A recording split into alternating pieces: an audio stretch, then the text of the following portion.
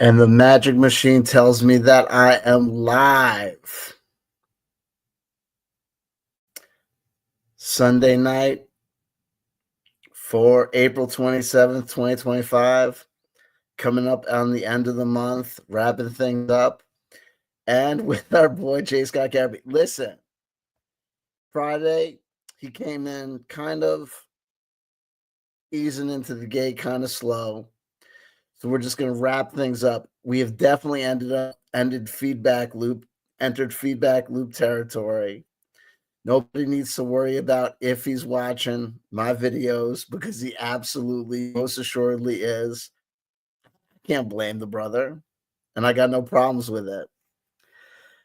I will state this. I think the Orion Akaba arc has definitely wrapped. Though the man has said proudly that he was going to die on that hill and he was going to keep it going and never abandon it. Without a doubt, the initial viewership blast that he had received when he first started doing it has petered out. And you can tell because he's not doing the Orion Akaba videos that much anymore. And I think it's because, honestly, Tim Frey, first in the live chat, joining us. Greetings. You can tell there's only so many ways you can say the things that aren't true for so long. It's like anything.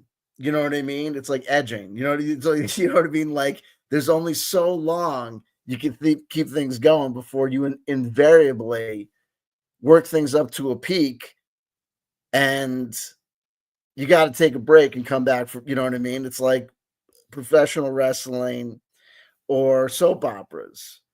Eventually, there's some viewers that can keep it going and stay plugged in for years and just stay, looping around.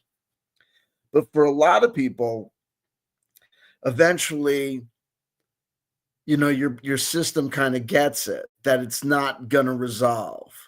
Jonaside joining us, second in the live chat, silver medal onto you. Tim Frey, belated gold medal onto thee.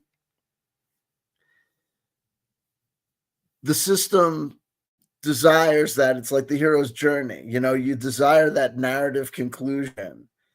You desire that internal narrative conclusion of the beginning, middle, and end of the first movie. If it's a triptych, you desire the first movie, the second movie, the third movie brings it in.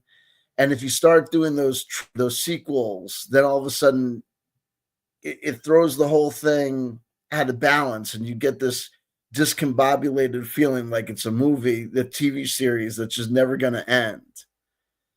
You need that satisfaction. You need the final chord to hit. You need the thing to be tied up.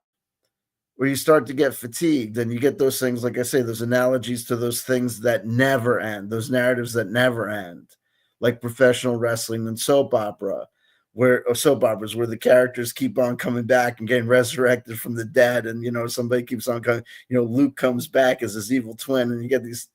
Some people can stay there and stay looped in forever, and then some people just say, I can't deal with it anymore, and they pop out, and then they come back after a couple of years.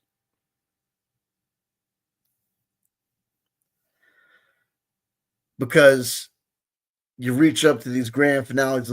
It's Hulk Hogan versus Andre the Giant. It's the grand conclusion. But then you come back and it's like, it cheats you out of that grand conclusion. So the grand conclusion is supposed to be like, the king and queen go off the thing, this happily ever after. If you keep on keeping on, it's just like there's no happily ever after. You're just always in this constant state of suspense, the constant building up. And I think that's where we kind of got, or J.Scott Garibay found himself. So you have these kind of things that go along together. So J.Scott Garibay's working up his energy, talking about this passion about Orion Akaba, coming back to the seat of Critical Role, and he's working up his insane theories about Orion Akaba and the importance of Orion Akaba.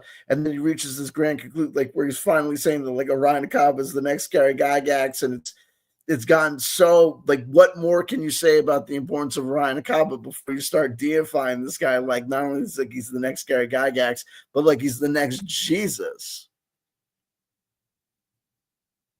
What more can you say before you start calling for fatwas against Matt Mercer? And when he started back on this Orion Akaba's coming back, Jonaside grabbing that gold medal on Twitch.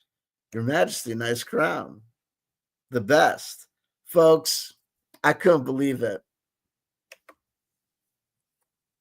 Not only did they recognize me as VIP royalty, I don't know who made, I must have a look about me, but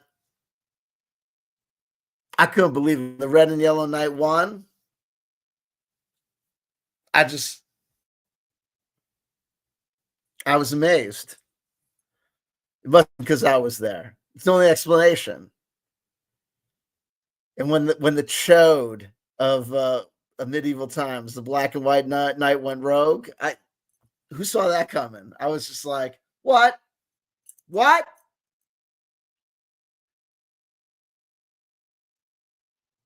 The rules of chivalry are laid down. The rules of chivalry are laid down, black and white knight. What are you doing? What are you doing? And the queen's going to stand for this? Menti Trenti, 1, 2, 3. What's up? What's up? Is your presence in the live chat, in case you're curious. As the third person present in the live chat, you get a symbolic bronze medal. Hot Boxinator 420. While I no longer personally toke upon the marijuana cigarette, I celebrate your freedom to do so, if it is your freedom to do so. And if it is not your freedom to do so, may the bonds of oppression soon be lifted for you. Where you get the crown? Medieval Times, Dinner and Tournament. If you're not familiar with Medieval Times, you may have seen the movie The Cable Guy. See the movie The Cable Guy? It is not a work of fiction. It is an actual place that it doesn't have many locations, but it has several locations. Show action dolls.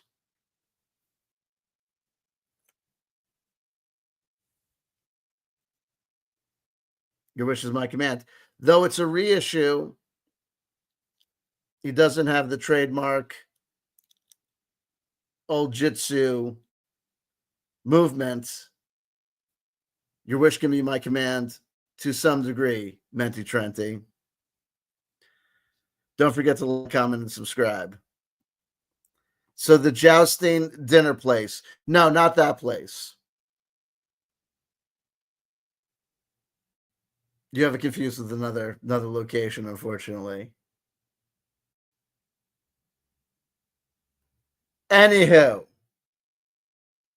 folks, as has become our habit, we'll be watching some videos by the gold standard bearer in D&D commentary on YouTube, one J.Scott Garibay. In the spirit of fair use, not because we loathe him, but because we love him. And we have indeed entered the feedback loop. I may have been a little rough on him at times, but it is not my desire to be demeaning, degrade. I celebrate the work of the man. I watch him. He is fascinating. Though some may contend, as I put forward, that he may fit the definitional standards. I don't like the term, but I use it because it's the easiest way to get where we're going as far as human communication is concerned, or inhuman communication. Terry likes those kinds. I met a guy named Orion today. He was my cashier at the grocery store. It's entirely possible. Do you watch Jack Doherty? No, I do not. I do not care for the work of Jack Doherty, though I'm familiar with who he is. And for whatever reason, Sunday night seems to be the night for excitement, right? Live chat participators, game on. Have you been rough on your skull? You seem slow. Well, it may be me. It may be you. Having had an opportunity to look at your, I'm not familiar with all cultures of the world. It might be a foreign dialect. You may have had a little tough time entering in your name, but who am I to judge? Hell yeah. One thing I don't like about Jack, are you in Mensa? No, but not for lack of trying. Sunday night is a great night for everything. I think it's the basement dweller wow beard, but you can always shave it off, and maybe that'll improve the situation. But anyway, folks, here we go. When I watch the video, it's going to be tough for me to see the live chat, so save your A, B, C, D, all the way through F material, okay? You'll know when I'm back. Still fat. We can always diet, kid. Don't worry, and don't judge yourself,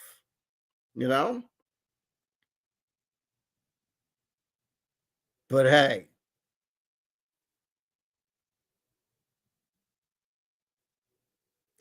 things that we will definitely be covering tonight. J.Scott, I was a little bit mean on J.Scott Garibay. I did a little bit of riffing, calling him not cool. He's going to get his revenge on me and solo players in general by calling us not cool.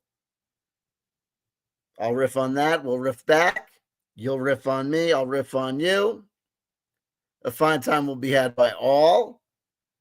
Moderators, the one thing we don't want is anything getting too out of hand. Don't take that as a challenge.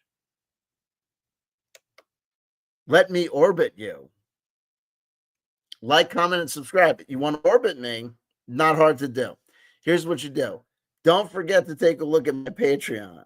You can join for as little as $1 a day. Okay? No benefits, very little content there. Do you goon often? No. Yourself? Anywho, here we go.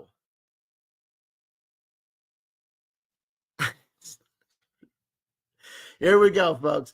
Let me cue up. I'm all out of sorts. We got it. First, let me see if I got the playlist up here first. Hold on. Fairy tales can come true. It can happen for you. Do. Ba-da-da-da-da-da. So I'm curious if it's just that Sunday night. If it's an algorithm thing or what. And it's not that I mind. Believe you me, it's not that I mind. I'm honestly curious because I'd be curious. Because I'm always curious about what Joy thinks of the algorithm. And if I take off the hat, it's only because I don't like things constraining. I'm gonna put this over here. Here we go. I want that one.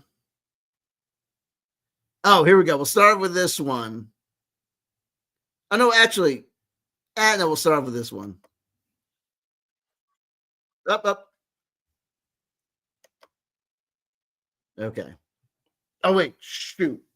Hold on. Where are my headphones?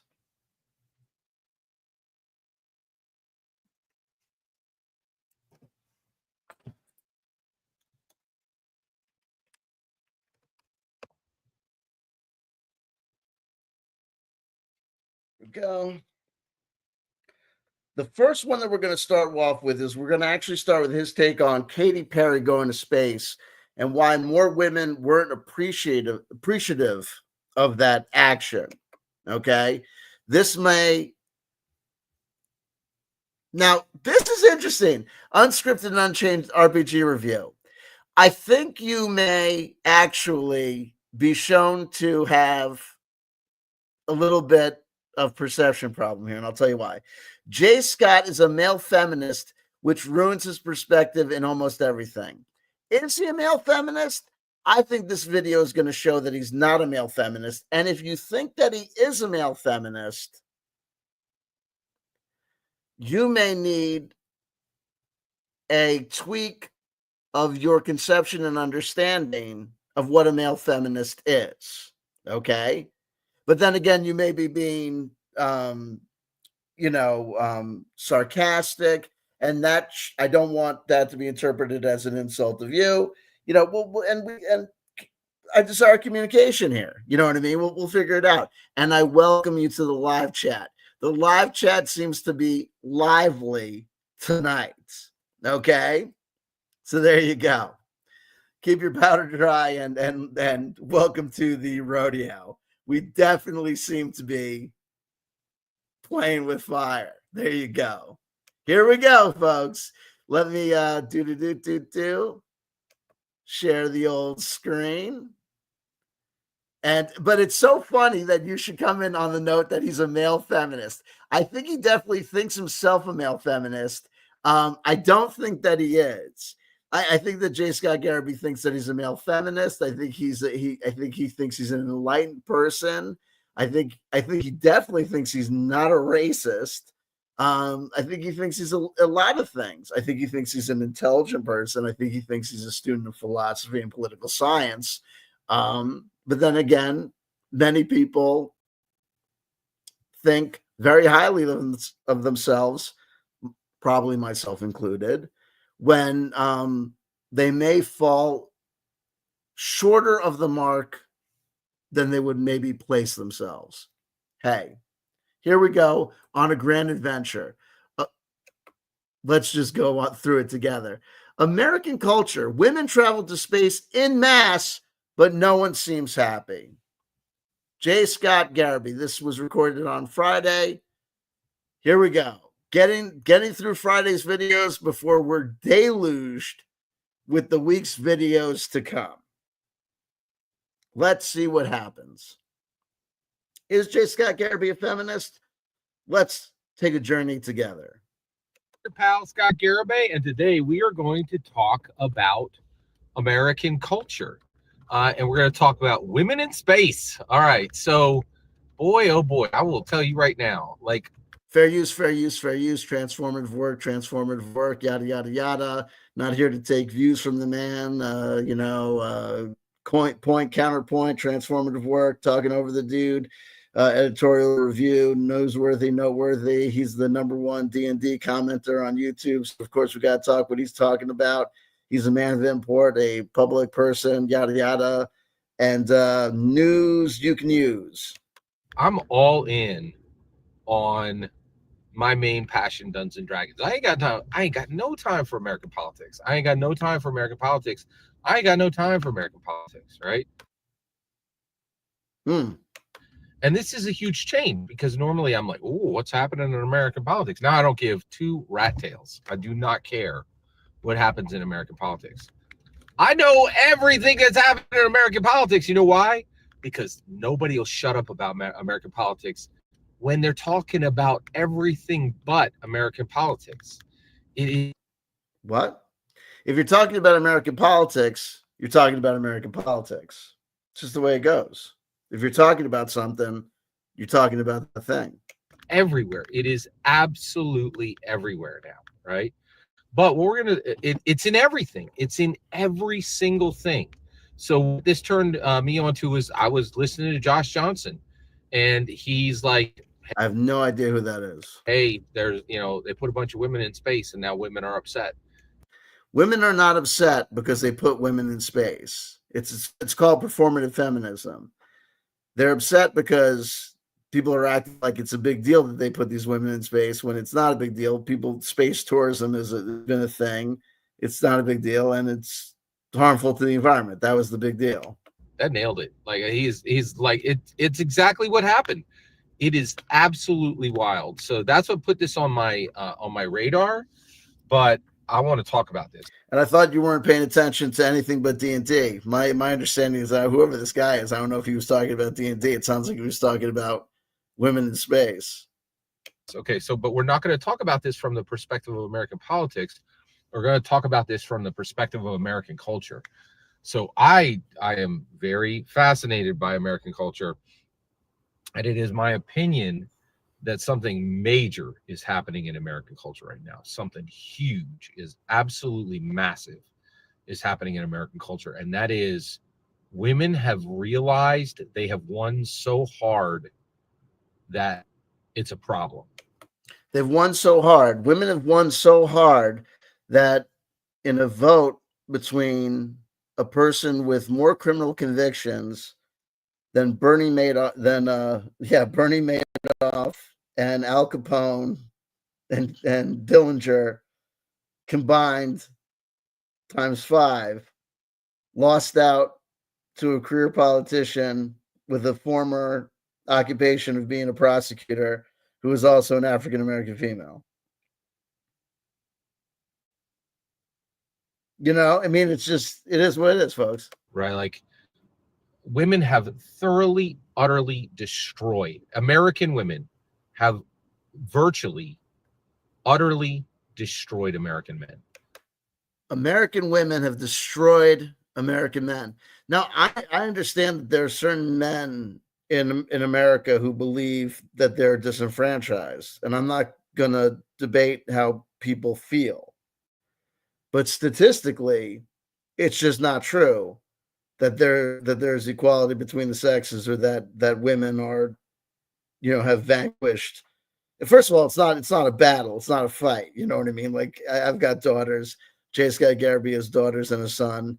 It's ridiculous, the notion of, if you're heterosexual, you have your spouse and or the partner that you want in life, if you desire cohabitation with someone, give you someone of the opposite sex. This is not, we're not fighting with each other.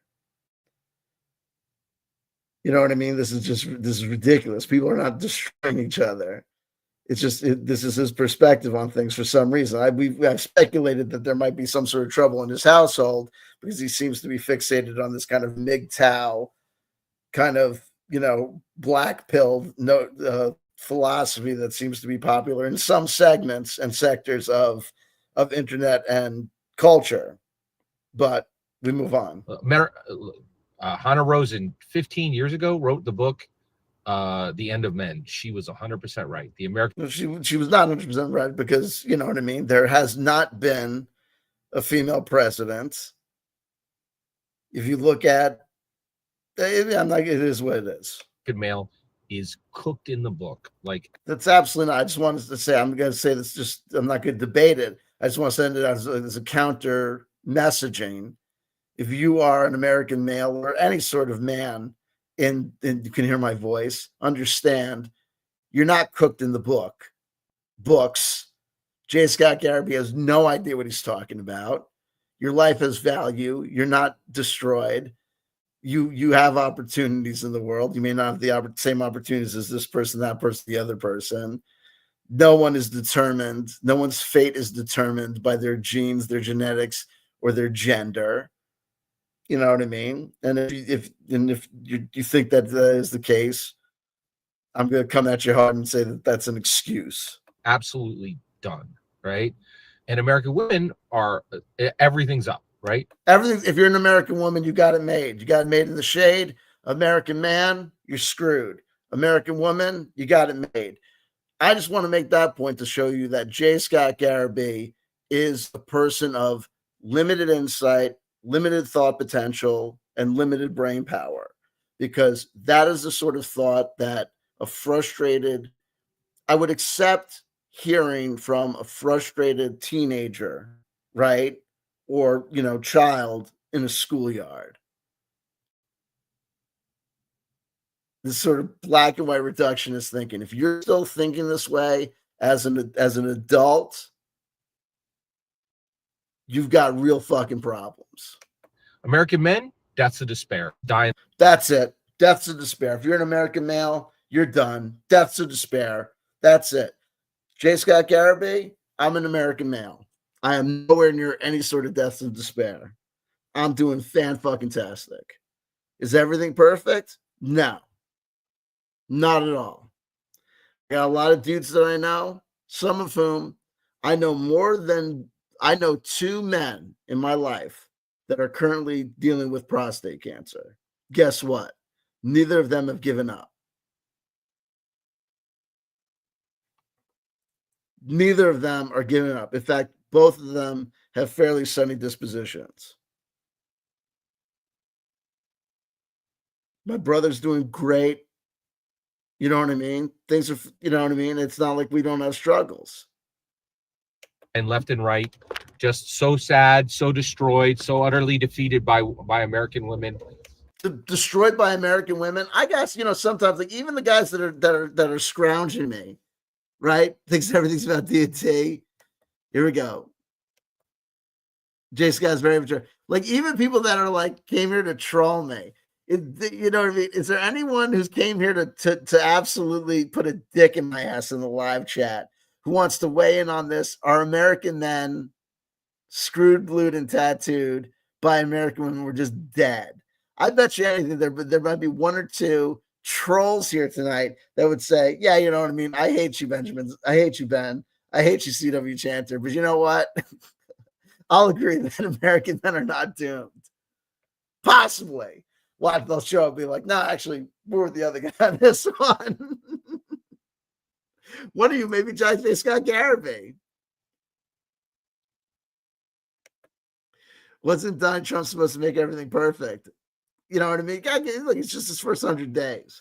And also, I want to point out Donald Trump, American male. Hexith, American male. Right? Think about this. Think about Hexith has not one signal gate, two signal gates, and hasn't even been fired yet.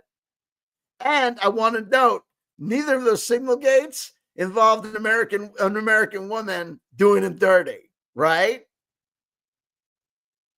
Who are you going to blame? Tulsi Gabbard?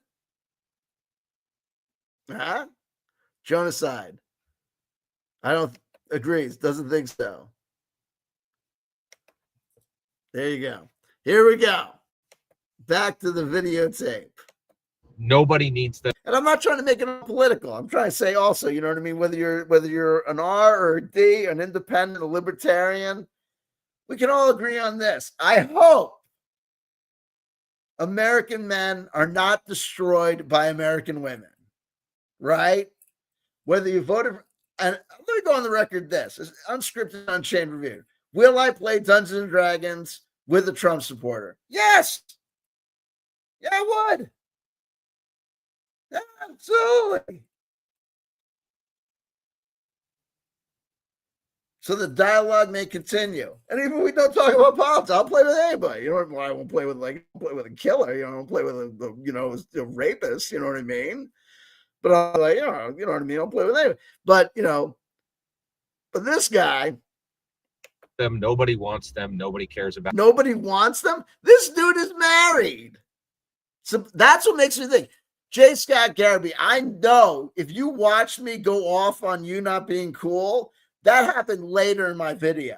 So there's no way you're not watching my videos to the beginning to the end. So you cannot engage with the conversation point. But dude, you are, first of all, and also we're going to talk about your conception of a shadow account. J.Scott Garibay, it took me a minute to figure out what J.Scott Garibay thinks is a shadow account, right? Now, we'll get. I'm gonna get there. We'll get there eventually. Well, no mess. We'll get there here.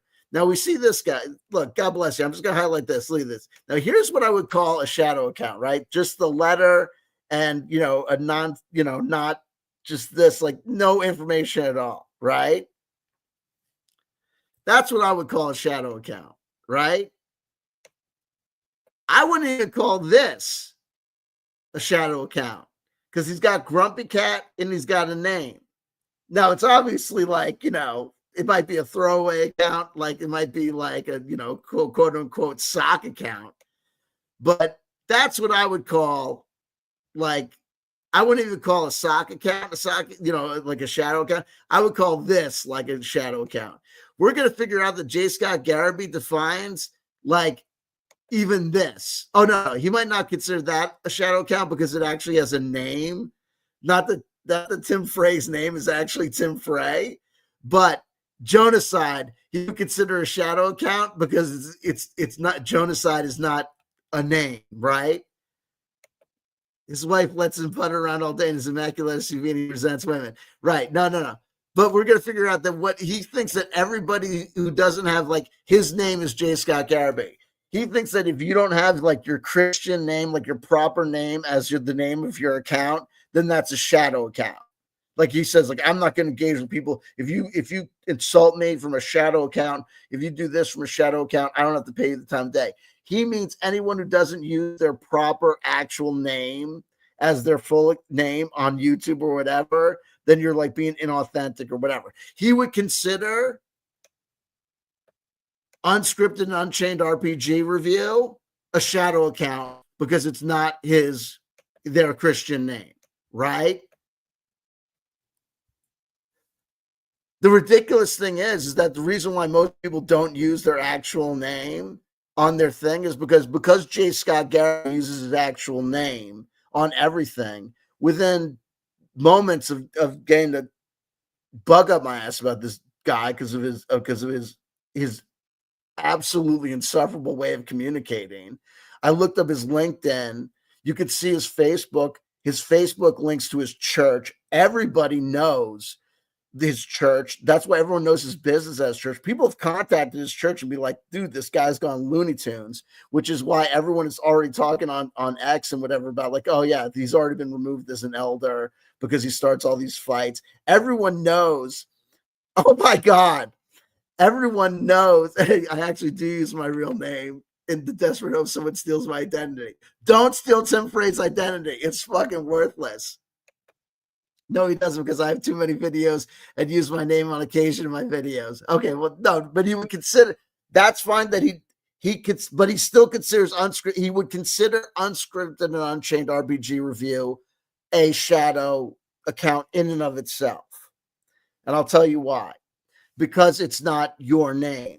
He may consider you, now that he knows you, as bypassing that, but he defines Unscripted and Unchained RPG Review a shadow account name because you see how he interacts. And because he's interacted with people and calls it a shadow account when it's not just what people normatively would consider a shadow account, which is just a sock account, which is just the letter, orange circle, blue circle, and a nonsense name and numbers. That's what most people would consider like a quote unquote shadow account or sock account, an account attached to no information, no channel, no social media identity, just a zeroed out account. That's what most people consider a shadow account. That's not what J.Scott Garibay considers a shadow account. J.Scott Garibay considers anything that's not somebody's name a shadow account. And I'm just going to go with that because it is what it is, because I've seen him and how he uses the term. And I'm not going to, we're going to see it when we get to his Stagaxian video about him defining in the comments. Whatever. I'm not going to get into it. Where the fuck was I? Because he uses his own name, everybody knows his fucking business. And because he uses his real name and everyone knows his business, I'm not going to dox him, but I know all of his children. I know all of his children linked to an account. That's why I know his children are grown and out of the house. I know his wife. I know his wife's YouTube account. I know his wife's LinkedIn.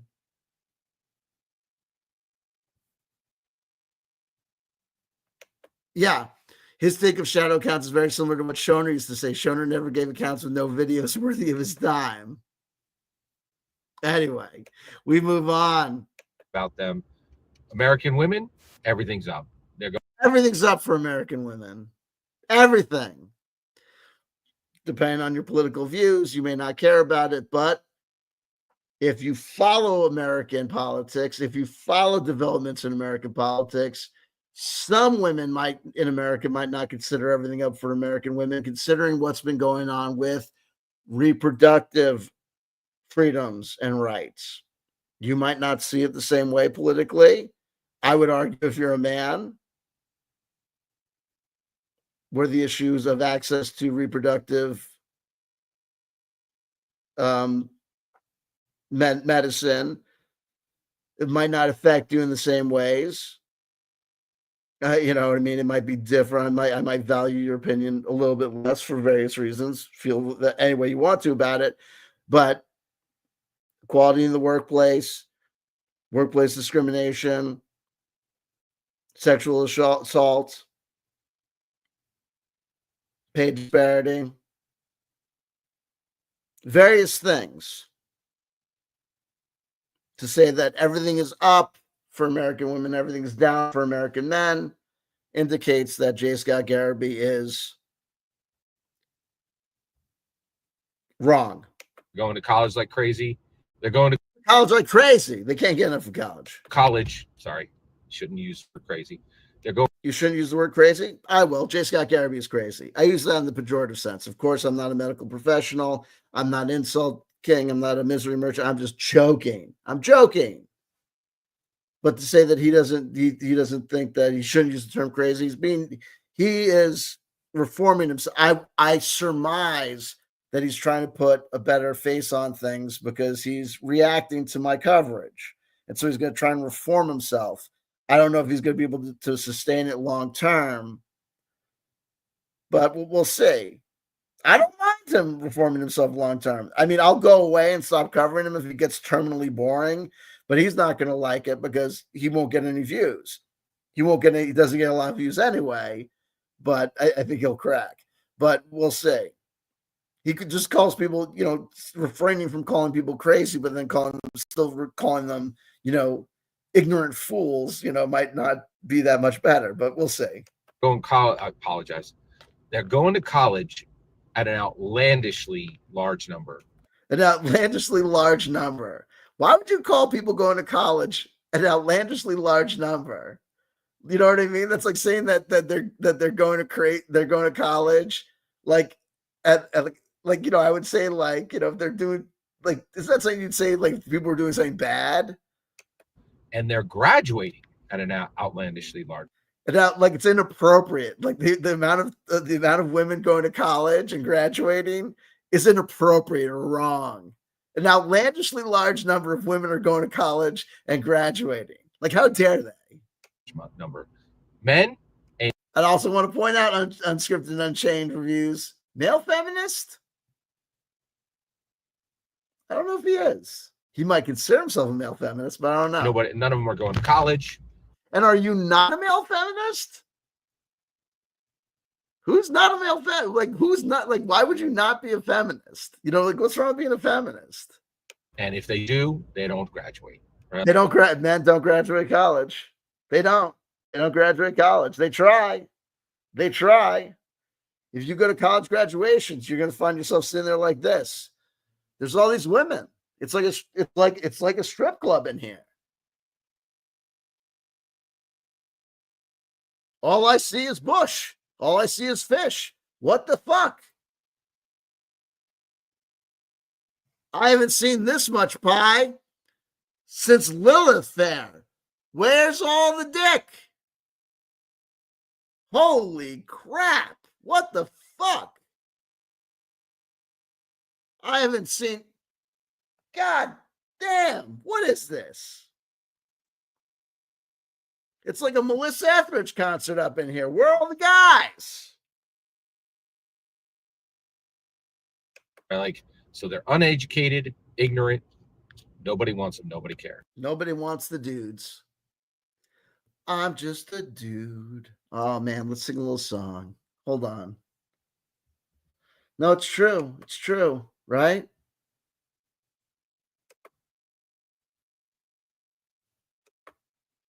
Sam Shadow, I only graduated because I transitioned. You got to do what you got to do, right? Dudes. We're just some dudes.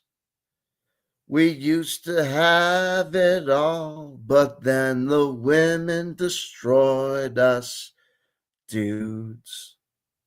We're just some dudes. Nobody wants us. We're just some ignorant guys. We can't even fry any fish. No, we can't do anything in America today. Hey, hey, hey.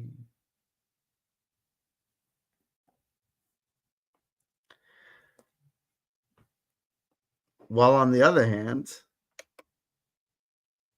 bros being dudes being guys on the street corner.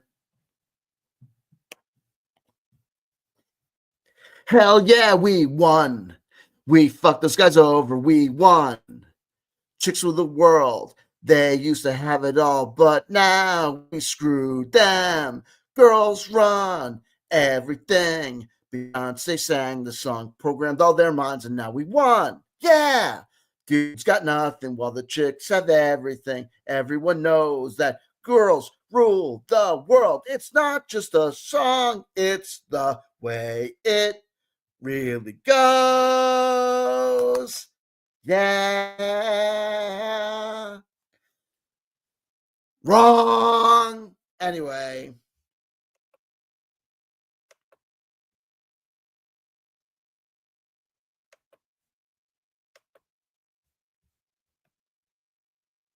Back to the video. Right. And so they all just like, make their way, and they're like, make their way through life. And then people are like, you suck. Why don't you just go? And then they're like, I do suck. I do suck. I'm always like, I suck. I'm a guy. I suck. The cards are all stacked against me in this world. I'm a guy. And then they just go take their place. They roll out into some alley. They roll out to some alley like a Rhinocaba. Middle of the night, and they're like, oh, there's a dumpster there. I'll just hang out. Look at the mailman. Look at those two guys right behind them, like going about their business. You got this guy, right? It's like you got this guy at work doing something. You got this mailman about his business. They're not looking for an alley. They're not looking for a dumpster. They're doing something with their lives. It's almost like they're not destroyed by American women. Out behind that and freeze to death. And that's what happens to them. Like, it is just absolutely nonstop. You might as well tell that to the two dudes behind you who are working for a living while you're driving around doing nothing. Right. The American male, actually, you know what? The American male needs to be put on the endangered species list. Excuse me? The American male needs to be put on the endangered species list. Well, before we do that, we might want to put on the endangered species list the 80% of the world's population.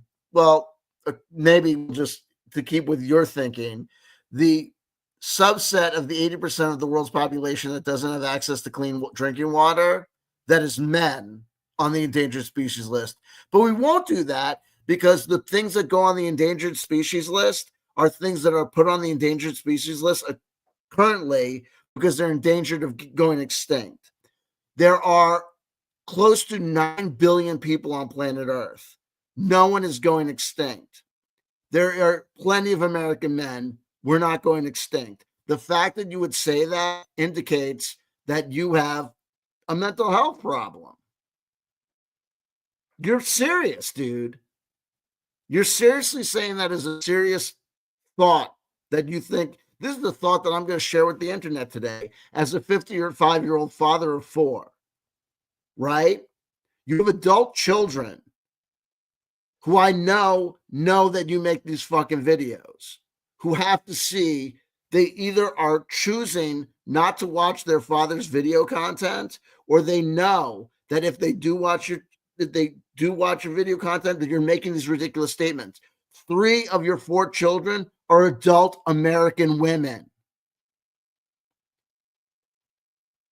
And if you're saying these things about American women, how am I supposed to believe? How are we supposed to not believe that you're currently separated from your wife, or that you're currently going through some sort of divorce? Unless you're just making up shit to sound what on the internet, to make some sort of point? They are ruined. There's count them out. They're done. What are you talking about? Jeff Bezos is an American male. An American male you consistently refer to as the richest man in the world, even though everyone and their mother knows that the richest man in the world is Elon Musk. Mark Zuckerberg is another American male, another billionaire. Bill Gates, American male. Donald Trump, American male. Pete Hegseth, American male. Joe Biden, American male. Unscripted and Unchained RPG reviews, American male. Is he done? My understanding is that he's doing okay, right? His views are better than both of ours put together, right?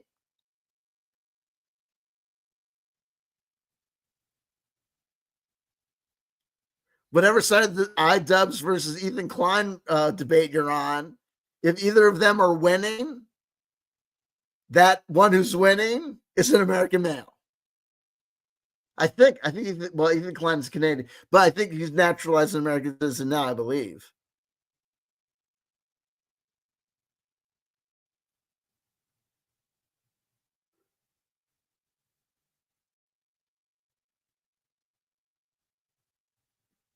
Your statements make no sense. They're done, right?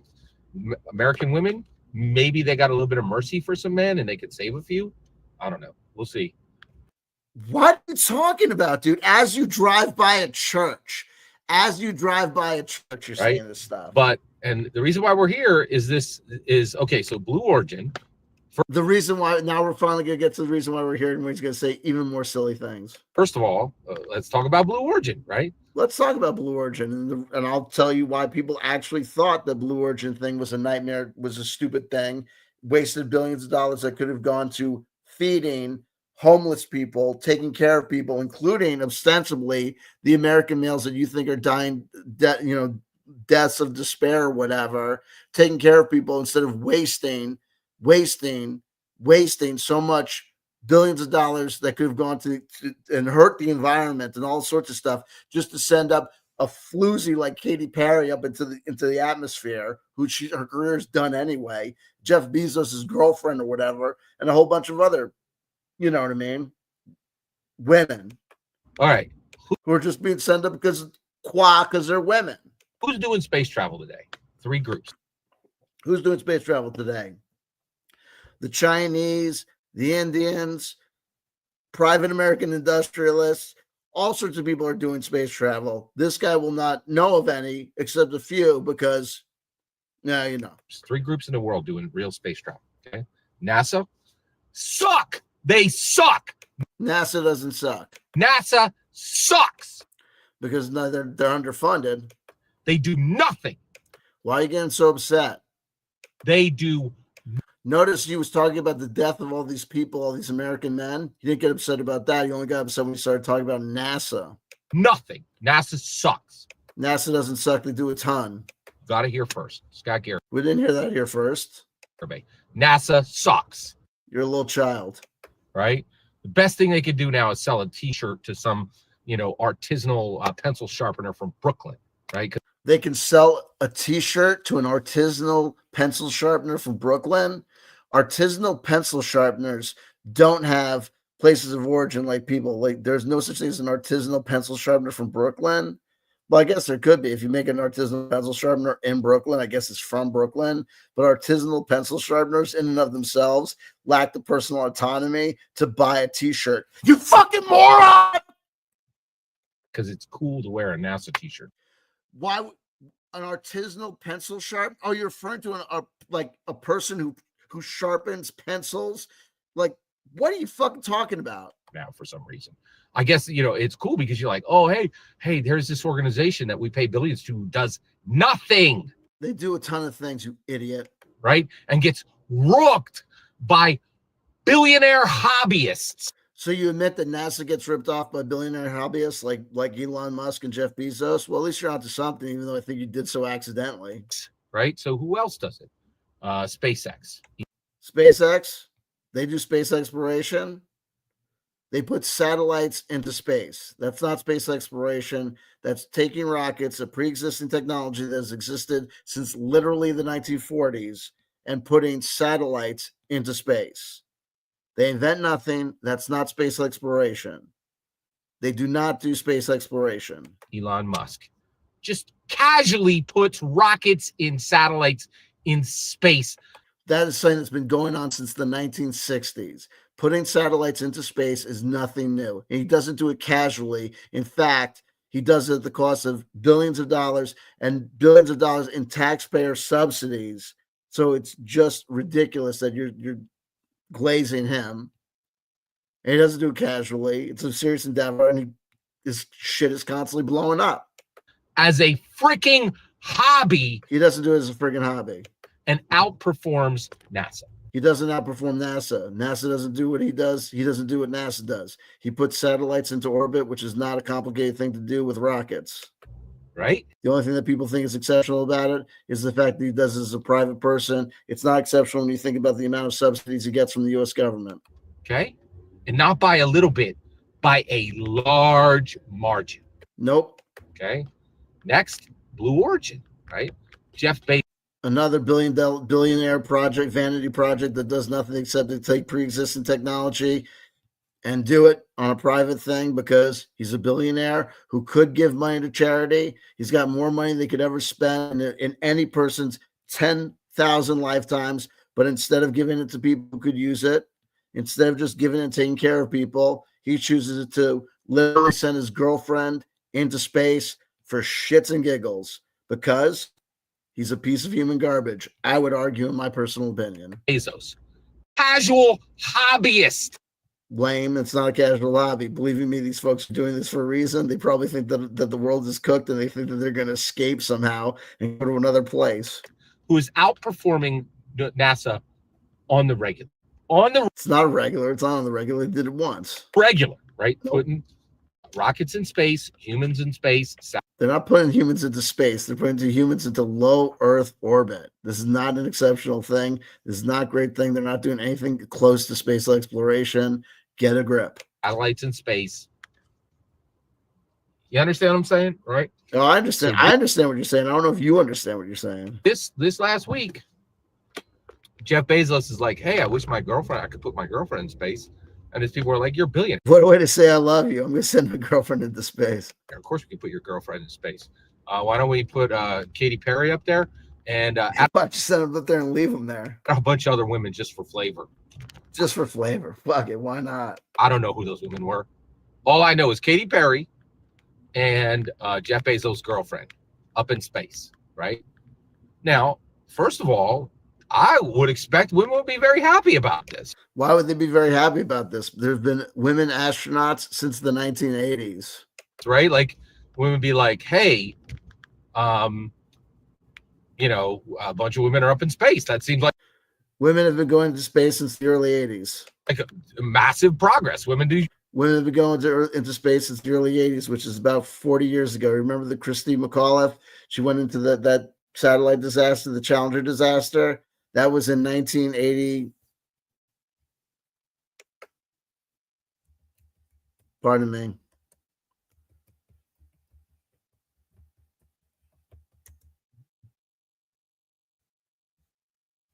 Wikipedia, list of women astronauts. The following is a list of women astronauts who have traveled into space, sorted by date of first flight. This list includes Russian cosmonauts, who were the first women in outer space. Valentina Tereshkova became the first woman to go to space in 1963. So that's 62 years ago, right? By the end of the 80s, women in space had become more common. By 2019, roughly 12% of all the space travelers were women. As of April 2025, 104 women had completed space flights. J.Scott Garibay, fact checked. J.Scott Garibay, stop talking out of your ass in a car. J.Scott Garibay, I will give you no peace. Do you understand that, J.Scott Garibay? If you talk out of your ass on Friday, if you make an hour's worth of content in the morning, by nightfall, I will have fact checked you and said, this is you talking out of your ass, and this is you talking out of your ass, and this is you talking out of your ass, and this is you talking out of your ass. So before you do anything, understand that whatever you say, getting 10 views, 15 views, 20 views, I'm going to have 60 views on my video fact checking you. So you might as well stop making an ass out of yourself on the internet. How about that, honey? You used to not go to space. We just fact checked you, so I don't know how silly you feel. How many views you got on this video? 45 views 3 days ago. I guarantee I'm going to get more than you. There was a point where, like, they tried to put a woman in space and they couldn't even find any outfits. That is so obviously not the case. That's so obviously some bullshit you heard somewhere, something you just thought would be wise to make up. Don't worry about making shit up, J.Scott Garibay. Right? I've forgotten more things than you can think to make up. Right? That made no sense. But what, you know, like they were like, we don't know if we can put women in space because we don't got no outfits for them. Yeah, actually, one of the first people in space was a chick that went into space in 1963. So that didn't happen. So go fuck yourself. Right? You're like, the suit don't have to have a dress. What are you talking about? You ain't got no outfits. Literally, we can't put them in space because we don't have enough outfits. Yeah, that happened. Press X to doubt. Now, an entire space team is made up of. They weren't a space team. They were a bunch of travelers. They were the passengers. They had to have a crew, like when you go on a plane, the guests, the you know what I mean? The passengers don't fly the fucking plane. Katy Perry didn't fly the fucking spaceship. All women, and guess what? Women are not happy. Yeah, why would they be? You took a vanity project, you took Katy Perry's worthless puss, and you put her into space with a whole bunch of other women just because they were qua women, and you thought that women were actually going to cheer, when everybody knows that 12% of the women that have gone into space, the astronauts these days, are all women. It's not a big deal. It's called performative feminism, right? It's like when Donald Trump says, look, I got this one black guy next to me. Look, I made Cash Patel head of the FBI. Look, Tulsi Gabbard's a chick. And she's in there, it's performative feminism. They're actually very unhappy, right? And they're like, we don't like this. Now, how do I know this? Well, again, I ain't looking for any information on this. At no point did I Google, hey, are a bunch of women up in space? No, I don't care. Talking about women in space, check this out. Welcome to Philly. Here we go. I like, you know what I mean? J.Scott Garibay, I'll tell you, you're good for something. Let's go sightseeing. Let's go sightseeing in the suburbs of Philadelphia. Look at this. Baby, don't pass. Put them on the glass. Check this out. Right? And they're like, we don't like this. Now, how do I know this? Well, see, again, I ain't looking for any information on this. At no point did I Google, hey, are a bunch of women up in space? No. Damn. There you go. I don't know. One girl could go into space. Hey, baby, what's up? What's happening? Come on, Jay. Give her a shout. You a Katy Perry fan? What's going on, girl? Why are you jamming up American Men so bad? Come on. Come on. Talk to your boy, J.Scott Garibay. Come on, girl. Maybe if we pray and put our hands together, Tinkerbell will praise us, and J.Scott Garibay will turn around and come around the other direction. Oh, I don't care. Like, I do not care about women in space. But all this week, all I heard about was women in space, right? Now, how? Well, Anna Akana, right? Why? So I follow Anna Akana. She is a YouTube skit specialist, right? Very good content. I like her stuff. She does these skits, right? Catch her again. She talks to herself in the skits. She plays men and women in the skits, and she is ruthlessly transparent about her own personal life, right? And she rolls hard. She is the biggest advertisement to never go to a couch scribbler, right? She has been going to couch scribblers for like 10 years, talking about it online constantly. And if you listen to her talk about couch scribblers, here's what she says. I've spent thousands of dollars on couch scribblers and they ain't fixed nothing, right? So I love her content. I'm all in on Anna O'Connor. She was torqued. She was like, how dare Jeff Bezos put a bunch of women up in space? She was very upset. Another one. So the second woman who was very upset that women were being put in space is this. I don't even know her name, and I apologize that I don't know her name. She is a American YouTuber, young female YouTuber. I think she's college age, okay? Maybe a little more. And she's a very successful cosplayer, okay? So her job is literally getting invited to conventions. They pay her air flight, they pay for her hotel, and they pay her. Conventions are paying they're paying the cosplayers thousands of dollars to come to their conventions. No, my understanding is that cosplayers end up paying thousands of dollars to go to conventions. Then they get some pay from fans and stuff, buying some merch or buying some stuff or getting photos taken with them and stuff. I don't know. Maybe there's a big time. I know he's not mentioning that cosplayer because you know what I think? I think that cosplayer is probably someone like Jessica Negri or something that we'll be like, oh, we know who you like, right? Right. Probably 5, 10, 20 grand to get her. That's my guess. I don't know. Yeah, right? I think you're. Yeah, they're paying $100,000 to get her to a convention, and then she cosplays at your convention. Man, I love late stage capitalism. I love that. That's you could dress up as an attractive Spider-Man, and people pay you like 20 to 100 grand for a weekend. Like that's wild, right? Now maybe my numbers are off there. Please correct me if you know. No. Stop. J.Scott Garibay loves this chick Anna O'Connor. Check this out. Look at this. Unscripted, Unchained RPG. There's an equal amount of coverage that Blue Origin was a hoax. So I'll look into that. I'll look into that rabbit hole. Actually, I believe J.Scott Garibay deeply cares about women in space, his protestations notwithstanding.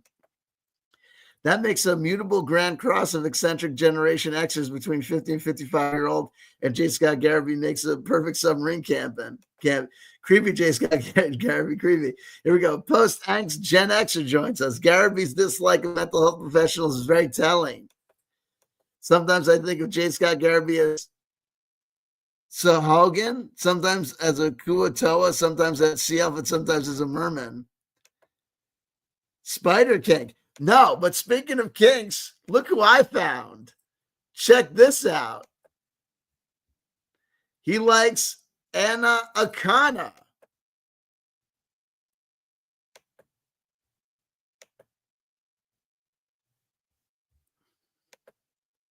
Can't say I blame a brother.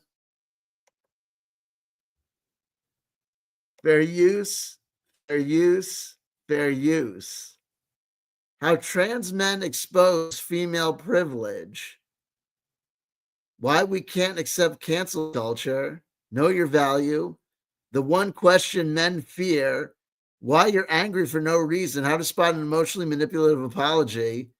The one person you shouldn't date. I'm going to go to her videos.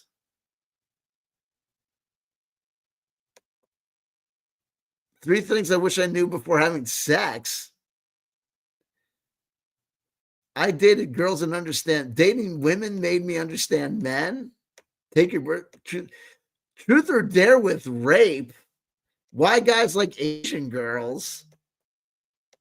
I'm wondering if we can figure out if some of J.Scott Garibay's weird views on women, the one question men fear, might have something to do how I feel about dick pics, why I can't do one-night stands.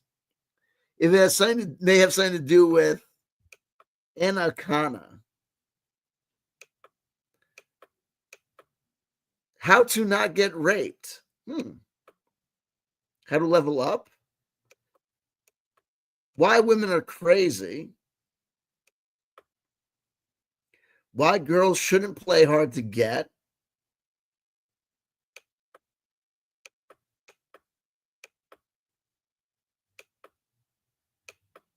The weirdest thing that turns me on.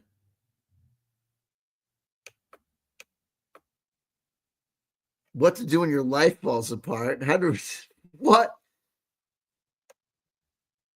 Who is a slut?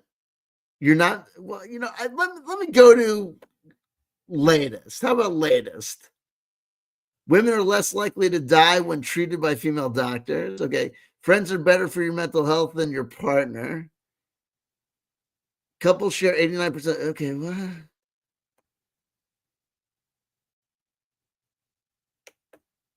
Having kids make you happier, but only when they move out.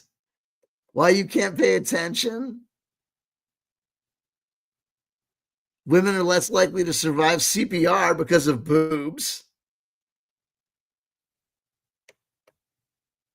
Okay.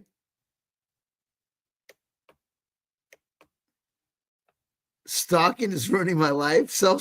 Okay, medicine is made for men. So I don't know. You know what I mean? Like it is what it is. But I think that what we can say about him is that, you know, he's like, you know, he may be a little bit like me in the sense that, of course, he would like some Boris chick.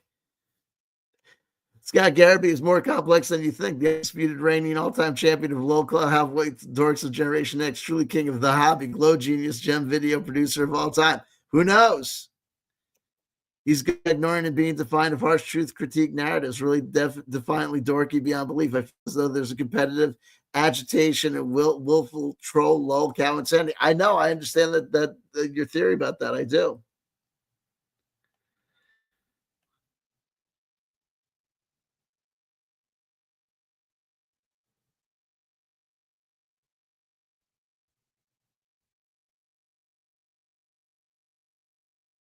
No, I get it. Listen. All you can do it is. I understand. Look, I understand your theory. Like I'm not conflicted enough in my own mind. I understand. Believe you me, you can do. Look to see the comments. There you go. You're free, Xnard Prime. I get it. I get it completely. And we'll see. Every person is their own.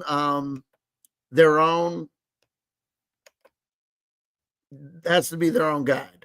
You know. Yes, I am. I am able to live stream earlier in the evening, i.e. 8 p.m. Eastern Standard Time. Let me know. You can shoot me an email at c.w.chanter@gmail.com, and we can hook things up and we can figure out a schedule. Absolutely. I'd love to. Let me know. Back to our man, Scott Garibay. Know any of those numbers because I am fascinated by that. I don't even know this lady's name, and the way I found her was that's her job, right? Now you don't know her name, but you know that she's a cosplayer and whatever. She does a whole bunch of videos where she just shows her cosplay. I don't watch those, right? And the reason why I'm married, man. But you watch all that stuff with Anna Akana that is absolutely, without a doubt, sexualized. The chick is hot. Don't tell me she's not wearing skimpy outfits in a lot of those videos. Don't tell me those videos aren't sexual. We just watch that content. So get the F out of there with you're married, this, that, and the other thing.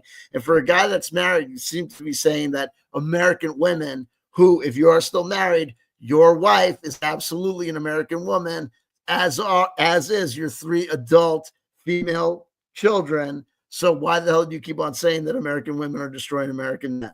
Like I got time to be looking at young women in cosplay. That's not a good look for an evangelical Christian, right? And yet you go to horror movies, and yet you go to plenty of movies that you named that feature women in provocative situations. What the hell are you talking? It's like a beyond planet hypocrite. But the way I found her is she does movie reviews. I'm a huge movie fan, right? So she did some movie reviews. So get this very attractive young woman has a super conservative dad, right? And she talks about him, right? And then she has outlandishly conservative ideas, right? And so she does these conservative movie reviews, and I find it fascinating, right? She was torqued. She was really torqued that Jeff Bezos sent a bunch of women to space, right? So this week, the story is Blue Origin sent a bunch of women to space, and the whole nation of women. I did not hear one single woman say one single good thing about this, right? So my read on this is the reason this is happening is American women have defeated American men so hard that they're like, we don't want any more wins. We don't want any more wins for American women. There isn't equality now. There is a situation where women have won so hard they realize they are fool dunking on American men constantly, to the point where it has become literally so embarrassing for men that it's literally dangerous to their health, right? And the embarrassment for men losing to American women has become so profound, right, and so absolute that literally men are dying over it, right? Yep. And so I think that's my read on this. Women saying, we do not need a single other win, right? We can start focusing on American men again. Women do not need a single win. We've won this. We've won the war so bad. So we've won the war so hard, right? The war on men, the end of men. We've won it so hard that we don't want a single. Don't even supply us with any new figurative ammunition. This is done. We're finished. That's my read on what actually happened this week in American culture. Every single word you just heard in this video is my humble opinion. So I was actually trying to find the conservative female movie reviewer. So I missed a little bit. Let me just rewind a little. Hold on. Sorry about that, kids. And the embarrassment for men losing views, and I find it fascinating, right? This lady's name, and the way I found her was that's her job, right? Now, she does a whole bunch of videos where she just shows her cosplay. I don't watch those, right? Mm-hmm. And the reason why I'm married, man. I got so get this very attractive young woman has a super conservative dad, right? And she talks about him, right? And then she has outlandishly conservative ideas, right? And so she does these conservative movie reviews, and I find it fascinating, right? She was torqued. She was really torqued that Jeff Bezos sent a bunch of women to space, right? So this week, the story is Blue Origin sent a bunch of women to space, and the whole nation of women. I did not hear one single woman say one single good thing about this. Yeah, because it's performative feminism. They knew that, you think that we're all going to be as women, just super psyched and awesome and think that's so great because Katy Perry went to space. We don't give a fuck. We got mouths to feed. You destroyed the environment doing something useless, and you think that we're going to seal clap just because we're women and they're women? Dude, there have been women going into space for a while now. So it's not a big deal. These girls are just tourists going up there doing nothing. So we don't give a shit. And Jeff Bezos has been screwing American workers and American manufacturers and Chinese workers overseas, underpaying them. Amazon is terrible. They don't allow unionization, so we're not going to fall for this PR crap. That's why people are upset about it. Yeah, it's got nothing to do with anything else you're about to say it is. It's all about that.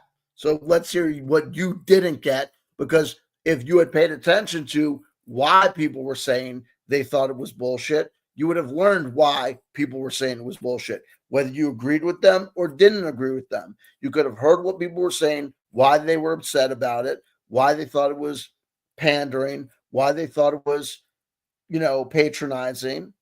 And then you could have had a response to those actual critiques and criticisms, instead of saying the ridiculous thing that you're about to say that people heard once, but I was busy trying to find a cosplayer that you won't name because we think that you actually watch this person as much times as you've actually did to watching them, but don't know their name. I'm going to find out who the fuck you're talking about. We're going to find out that she wears skimpy clothes all the time, even in her movie reviews. And then I'm going to out you as a dude who watches Skip. We already know that you watch this Anna Akana thing. That's obviously also fucking jackbait for you too. Right? So my read on this, the reason this is happening is American women have defeated American men so hard. That's your take on this already. We already know that you are absolutely 100% high on your own farts, that you think that your take will even start there. You are the special guy that hangs out in the pizzeria near the video game machine, refilling the same soda, going, they have infinite refills on the soda. I get one soda at the beginning of the day, and I just hang out here. You know what I mean? You know what I mean? And it's like, yeah, dude, it's awesome, Scott. That's totally cool. I got my pizzas ready to go, so I'm going to go, man. Is there a party somewhere? Nah, man, it's just me and my mom hanging out. I hear your 3 pizzas. That's cool. My mom's really hungry. See you, Scott. That they're like, we don't want any more wins. We don't want any more. The American women have so many wins. That's why they're going into space and then being upset by it because they're done already destroying the American men. Your bullshit doesn't even make sense. On planet bullshit. King Cobra JFS makes more sense than you, dude. Wins for American women. There isn't equality now. There is a situation where women have won. It's not just that American women have achieved total and absolute equality, which they haven't. It's that they've surpassed it, and now they've got more. It's that American men, are lower than American women. Absolutely, J.Scott Garibay. You nailed it 110%. You are the greatest thing, and that's why no one ever makes fun of you, and everyone thinks that you're super smart. Won so hard, they realize they are fool dunking on American men constantly, to the point totally where it has become literally so embarrassing for men that it's literally dangerous to their health, right? And it's dangerous to American men's health. What are you talking about, dude? The embarrassment for men losing to American women has become so profound, right? And so absolute that literally men are dying over it. No, they're not, dude. They are not dying over it. They're dying over not having adequate access to mental health. They're dying over, opiates, which are not solely controlled by American women. They're dying due to alcoholism. They're dying due to economic disparity brought on by rampant end-stage capitalism, thanks to people like Elon Musk and Jeff Bezos. They're dying due to a lot of things, but it's not the result of American women, dude. Right. And so I think that's my read on this. Well, your read is stupid. So there you go. Thank you for sharing your idiocy with us. Women saying, we do not need a single other win. Right. Yeah, that's why American women were so upset with this bullshit, this blue sky bullshit, is because they thought, oh my God, you're laying it out. You're exposing too much. People are going to catch on that we're winning so much. We can start focusing on American men again. Women do not need a single win. We've won this. We've won the war so bad. So there's no war, dude. We've won the war so hard, right? The war on men, the end of men. We've won it so hard that we don't want a single. We don't even supply us with any new. Everyone, you need to realize and understand, of course, that this man is so absolutely off base, because where do American men come from? Well, of course, they come from the wombs of the American women, their mothers. And I don't know about your mother. My mother, has her problems, but she loves me. Figurative ammunition. This is done. We're finished. That's my read on what actually happened this week. Well, your read is stupid. Every single word you just heard in this video is my humble opinion. It's not a humble opinion, but thank you for explaining that. Absolutely nothing more, absolutely nothing less. It's less. The important part is when I get to hear your humble opinion. You'll hear my humble opinion in this video, not in your comment section. We've broken out of your comment section, dude. We're no longer restrained to your comment section. The traffic is not going to go to you. It's fair use, fair use, fair use. You make these videos, I comment over them in a transformative work. People have been doing it for years, and now it's happening to you. You can't delete my comments. Here we are here you are being fact checked. Here I am pointing out for you that your grown daughters are American women. So when you say these horrible things about American women, you're talking about your daughters. That's a shitty thing to say about about your daughters. You can't escape that. You're saying these things about your own children. Shitty thing to say about your children. Such a shitty thing to say about your children. And you're saying this about your own wife. What a terrible thing. And you're saying it about your mother.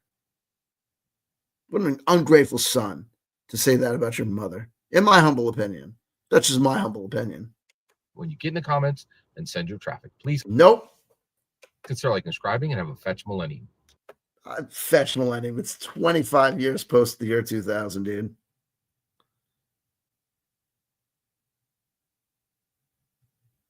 Here we go. Back to stop sharing for a second before we get into the next video. Good night, Unscripted, Unchained Reviews. God bless you. See you on the flip side.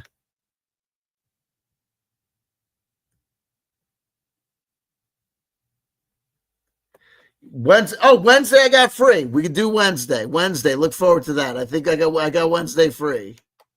He's driving on the highway. Oh my God.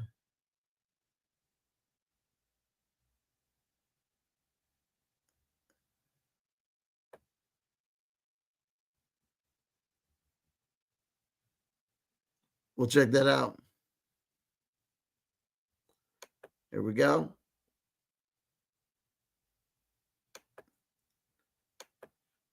Look to that. I think we can hook that up. I know I know you signed off, but we can hook that up. He sounded less crazy blabbering about Orion Akaba. Renee, Mr. Jonaside, joining us. He's damaging my brain cells. It happens. Good night. Okay. The organ music, Take Me Out to the Ball Game, is some of the best theme music of J.Scott Garibay. Here's why. My future is to become the Bill James of Dungeons and Dragons. I'm convinced I know it better than anybody on this planet. I know the truth about it. There you go. So we got an expert in the house.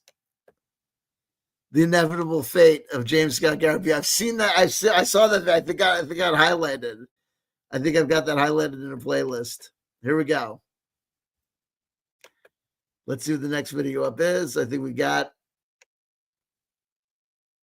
up. No. Damn it.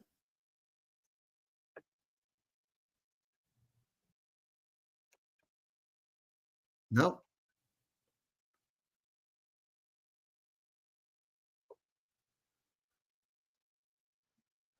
Oh my God. Here we go. We got another one. I'm going to speed this one up.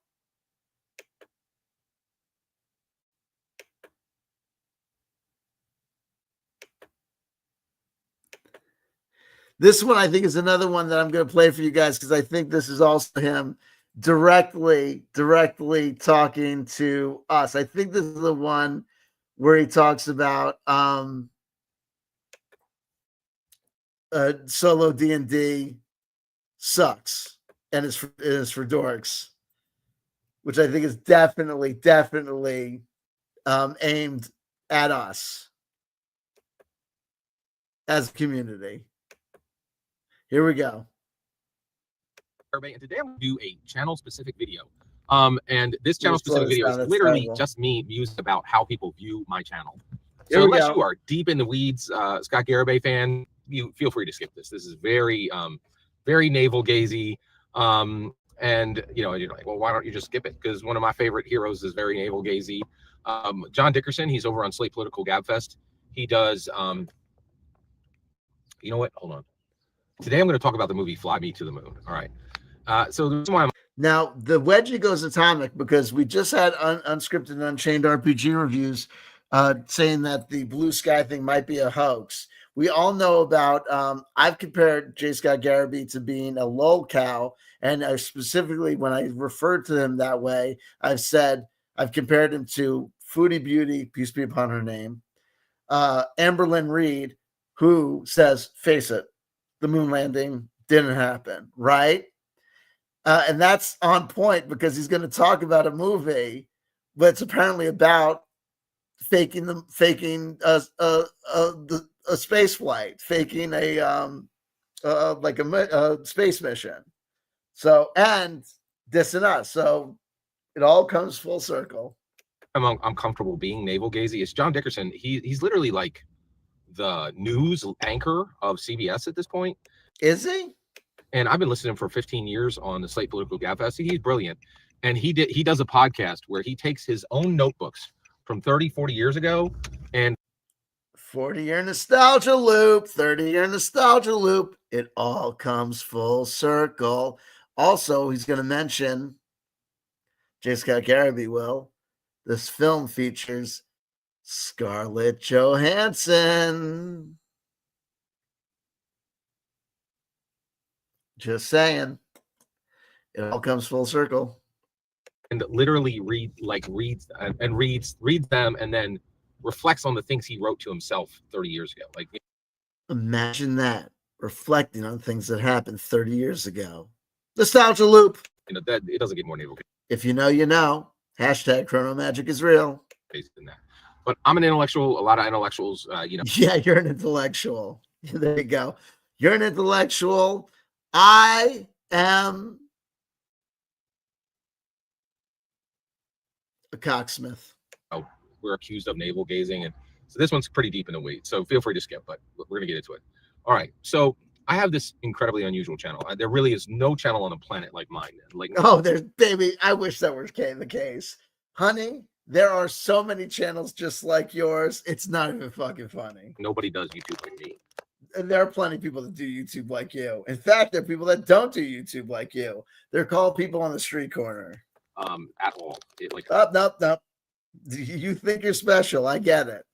Really, my stuff is incredibly unique. It's really not, honey. It's really not. So I do D&D commentary. That's not unique at all, but a ton of guys do. And girls. And they, thems, and zers and zers, and everyone else in between. Do Dungeons and Dragons commentary. But Professor Dungeon Master actually broke it down, and he's like, there is 3 types of Dungeons and Dragons commentary. There's humor, like where you're making jokes about the D&D community and about D&D events. There is coverage, just covering what is happening on D&D. And then finally, there is configuration, right? Like how to be a good dungeon master, how to be a good player, how. Don't forget about sex. To run a module, how to do a ranger build, so configuration, right? I don't do any of those. Literally, how to pick up girls. Really, none of them, right? So you got that right. So what exactly would you say you do here? What I do is I do commentary on D&D meta, on Dungeons and Dragons. You do commentary on D&D meta. No, you don't. No, you don't. No, you don't. No, you don't do that. D&D meta. What is DnD meta? Question mark. We ask the internet. AI overview. In D&D, meta generally refers to metagaming, which is when players use out-of-character knowledge to guide their character's actions in game. This can include knowing a monster's weaknesses, avoiding traps, or understanding game mechanics that their character wouldn't know. Metagame in Dungeons & Dragons refer to the use of information. That's one way to do it. Meta. Well, they're giving us like what is meta? How about this? What is meta? We did that. What is meta? Oh, then we get that stupid company. Oh, here's Reddit. Explain it to me like I'm 5. What does meta actually mean? What does the term meta actually mean? I think along something like the game within this current patch, but I don't call it. What is this? Yeah, what is that? Some comments here. Meta refers to build strategies, play styles, which are considered optimal and standard. Yeah, you know what I mean? It's I like to think of the best strategy at the current time. Yeah. So I don't think he knows what he's talking about. Let's just say it that way. Dragons itself. Dungeons & Dragons itself. What is Dungeons & Dragons itself? It's like platonic ideals, right? Dungeons & Dragons refers to, it's like chess. Chess, the game, is a specific game with specific game pieces and a specific rule set that has been more or less the same for hundreds of years, I believe. Whereas D&D, over the course of 50 years, refers to a game that has generally been the same, but has had several different editions, many of which wildly different from each other. They've had the same basic core elements, but they're very, very different. They're not the same game. D&D, first edition D&D, Advanced Dungeons & Dragons, basic D&D, second edition, third edition, 3.5, fourth edition is completely different than everything else. What is D&D? What defines it? Its history, its present, its future. And we've talked about this. You constantly refer to it as being, you don't even know its history because you constantly refer to it as being created by Gary Gygax, totally discounting the contributions of not only Dave Arneson, but all other people that participated in its formation and its existence. Gary Gygax was not involved in the editions of Dungeons & Dragons that went beyond Advanced Dungeons & Dragons, like second edition, third edition, 3.5, fourth, fifth, and so forth. And then so that's unusual, right? Like that's not unusual. Plenty of people do that too. The very fact that you think that is unusual means that you lack meta awareness of the larger D&D community on YouTube, and you're also an egotist. I don't even cover any of the segments anybody else covers. That's not true. Sometimes I will cover events, like that one is specific, but I don't do any. I never do humor, and I don't, and I very much do not do in any way either. I don't do configuration. I don't tell you. That's bullshit. Shoner covered you talking about the D20 rolls versus some other sort of rolls, so you absolutely have talked about rules and such. You have. Ba. You don't even know your own content, you young fool who's older than me. Yeah. I'm just going to bat you around all day like a little ball. You can't stop losing. Stop losing. How to, I don't really do configuration that often. You do.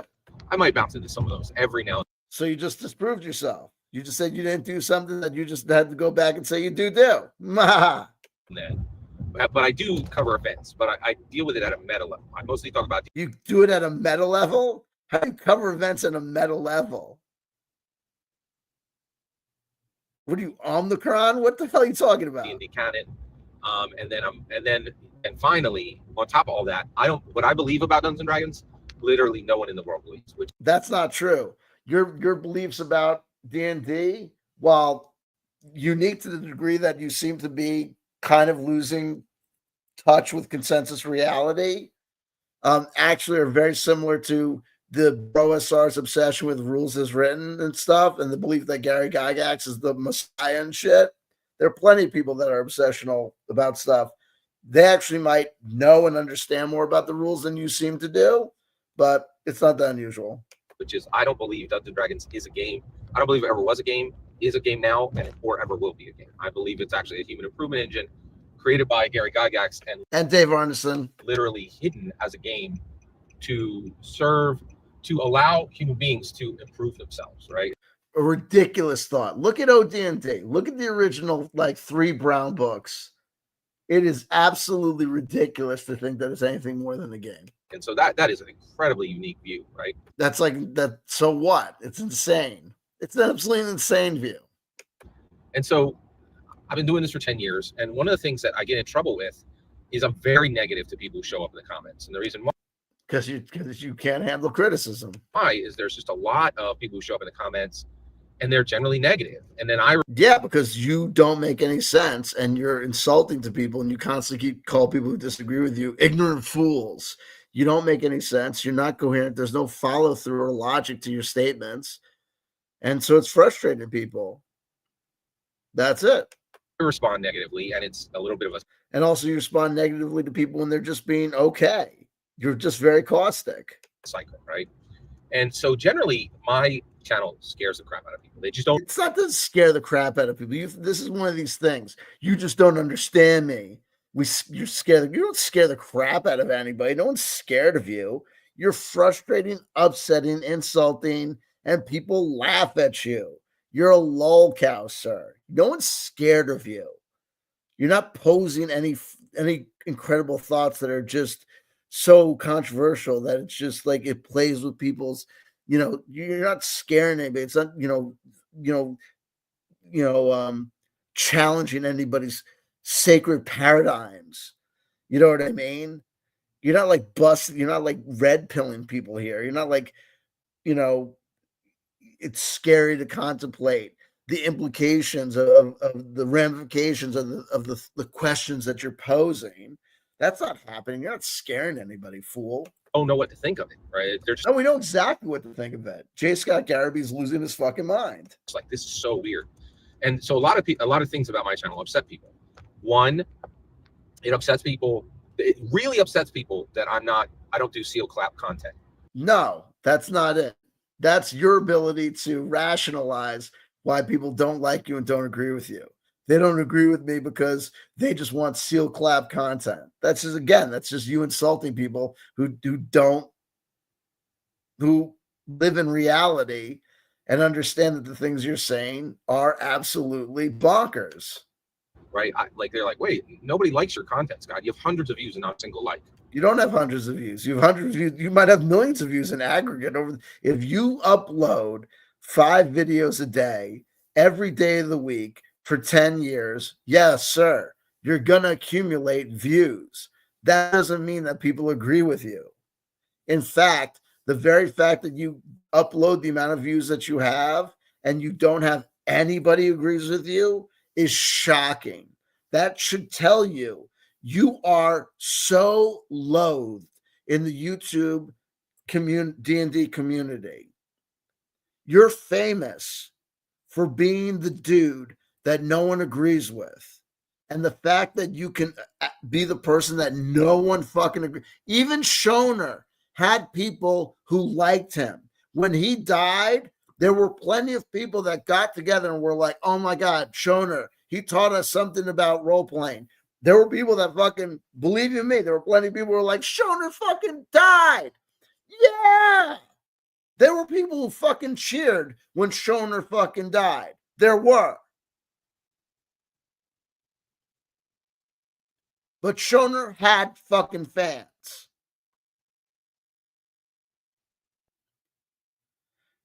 Even like DM Condor. Even DM Condor has like a 5% like to dislike ratio. You have a 0% like to dislike ratio. No one likes you.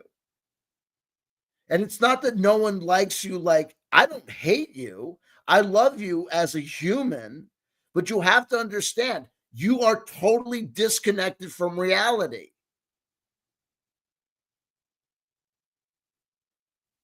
And it's not that, like I said, it's not that you're challenging anyone's paradigm. You are absolutely crazy, dude. And I'm saying that it is absolutely pejorative. You don't make any sense. You're not making points here. The things you say about Garrett Gygax are not historically accurate. The things you say about Orion Akaba are not based on things that actually took place at Critical Role or people can observe happening on the videos. This shit is happening in your brain. People have literally contacted your church to be like, dude, we're worried about this guy.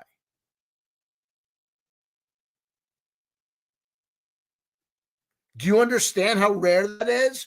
You've been doing this for 10 years and no one you haven't found one person that agrees with you. And I'm not talking about the fact that there's no one on any video has said, actually, your point about people not watching anything that's not D&D, Pathfinder, or Shadow Dark is true. That's not what I'm talking about. I'm talking about the fact that you don't have anyone who hasn't subscribed just to be a fucking hate watcher. Right, Scott, your ratio, right? Like, yeah, exactly. Right. And then and that people just don't get it. They're like, if you're saying no, they get it, dude. Something that other people don't like, why would you continue to say it? That is very legitimate. That is a very good question, right? But it upsets people a lot. They do not like one person to be out there like just kind of like saying their own thing and doing their own thing. No, that's not it. That's not it. I like plenty of outside art. I like plenty of people that do their own thing, and there are plenty of people that I subscribe to on YouTube who have like 10 other subscribers and have make videos that have like 4 views, and they say things that are absolutely as disconnected from consensus reality as you.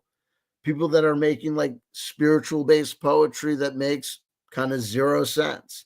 And I would never make these sort of videos about them. You know why? Because they're not insulting to people. And they don't do it while driving their car, putting other human beings at risk. And they don't insult the beliefs of other people. And they don't insist that their beliefs are right and other people's beliefs are wrong. You know? And they don't insensely, upset people. Like, you're right, you upset people, but it's not because you're challenging. It's just because you're a jerk. And you're sexist, and you're racist, and you're homophobic and transphobic. And other people are going to enjoy this content watching it with me, like other people seem to enjoy other people watching other people watch lol cows. And so the saga continues. It's a dance. It really upsets them, right? It's frustrating, it's cathartic, and it's fun. It's not really that upsetting. The other one is, I'm independent, right? Like, no channels sound like my channel.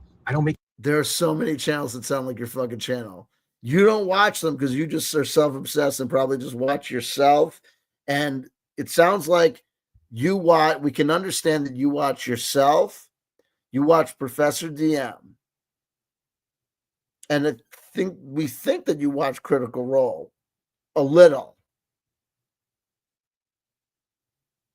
I don't know if you have your subscribers public. We can check. There's very few other tabletop role-playing game channels that you mentioned. You mentioned playing Crown and Skull, but then you didn't know that Hank Furnell was actually the author, not just the publisher. And you played a campaign of that game. You really are a very fucking dim person. Your ability to not understand, like, I have the book. I got to still figure out how to share screen and play your shorts. Your YouTube shorts. You've done multiple shorts talking about the return to the Dark Tower, where you literally say things about the contents of this book that are not there. You say that it's an OSR game, when it literally says there's a class of role-playing material out there for what is commonly called the old school Renaissance, or usually just OSR. Mazes, and by extension, Return to the Dark Tower fantasy role-playing are not OSR games.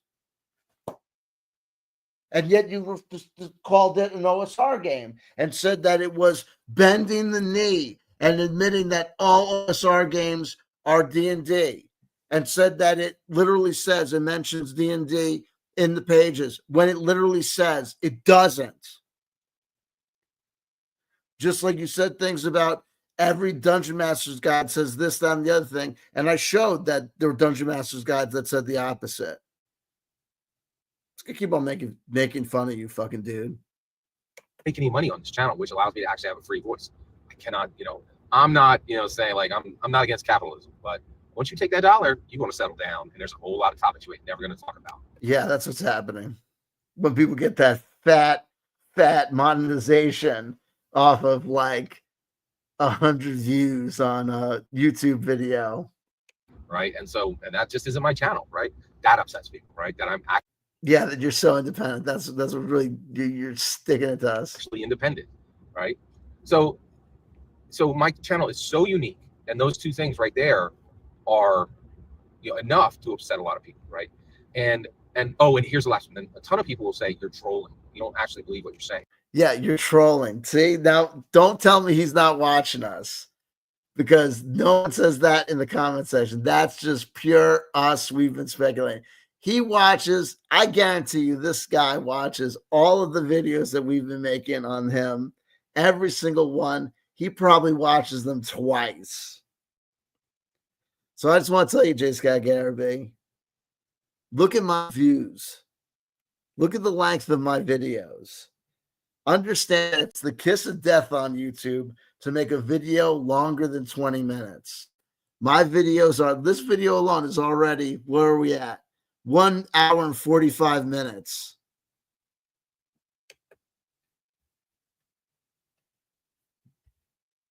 You make these little chunklet videos that get these views.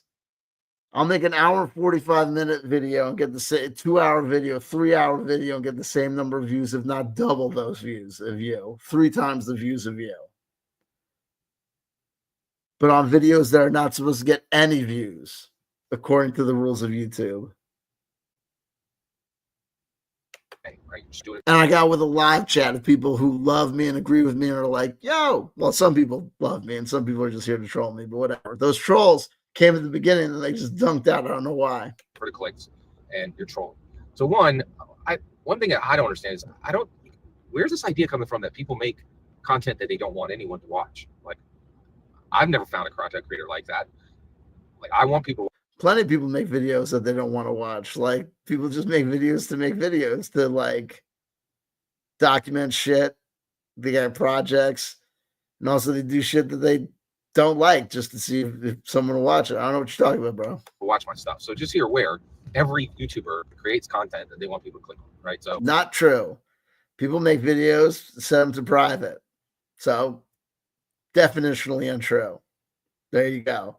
People make videos that are intended for an audience of 2 or 3 people. You think the people that upload the videos of their daughter's bat mitzvah, or they upload videos of their own wedding, are uploading those videos because they want tons and tons of people to watch them? No.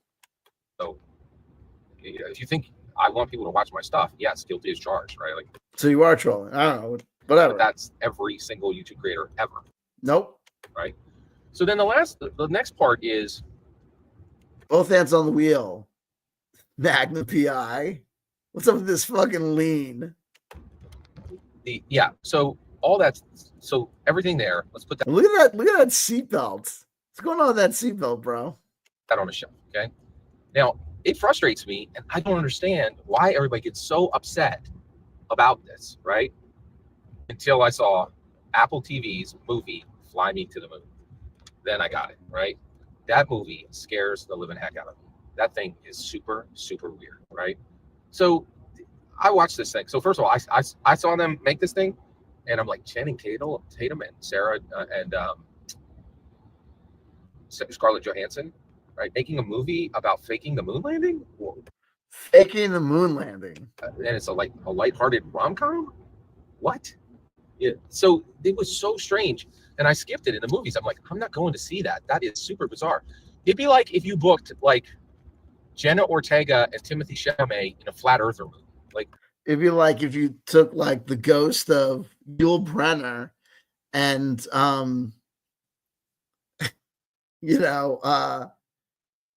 my mom, and put them in a movie about cream pie production. I don't know what the fuck he's talking about.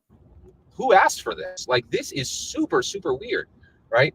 But then here's the other thing is you're like, nobody asked for this. Literally no one was like, I want a lighthearted rom-com about the moon landing being faked. Like, literally no one asked for this. No one ever said, I want to see that movie, right? And then, well, no, literally somebody did, because someone wrote the script and then someone approved it, And then multiple people, said, yeah, let's produce this thing. Let's make millions, you know what I mean? Let's invest millions of dollars into it.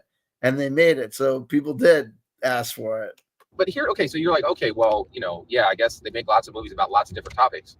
This cost $100 million, right? There were 1,000 movies that would have made bank. This thing, and by the way, this made garbage money. Like nobody went. Yeah, but sometimes movies are successful, sometimes movies are unsuccessful, and sometimes people make movies called vanity projects. See this, and anyone who greenlit this movie knew that it would not make its money back. They knew that it wouldn't make its money back, and that's why they made it. Okay, Scott, that's how it works. Knew it would not make its money back. They knew, that's why they did it. This movie's not gonna make any money, so let's make a movie. Let's put $100 million into this movie that we don't know what's gonna see. Right? When you make this movie, like, and that's the other issue is like, wait a second, you're making $100 million movie that is not gonna make even half its budget back, right? And so you're like, so what's it's like some sort of conspiracy. And nobody had to look this up. Everybody's like, people don't like to go see period pieces, right? Like Sinners. Talking about the moon landing being fake upset people. Joe Rogan believed it and literally flipped his opinion because the opinion is so repugnant to so many people, right? That's why he flipped his opinion. It wasn't that the opinion was ridiculous. Also, people make movies about ridiculous things. This is a third rail. This is a skunk walking into a party. I like skunks. No, everyone knew that no one wanted to see this movie. And that's why they made the movie. Everyone knew that no one wanted to see this movie, and that's why they made the movie. You, my friend, are a weirdo. Right?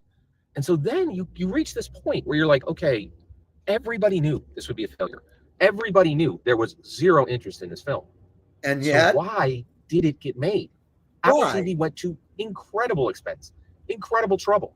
They pushed off other scripts to make this. What happened? And so then now I fully understand what people think about my channel, right? I look at Fly Me to the Moon and I say, hold on. You saw that people made a movie that they knew no one was going to see.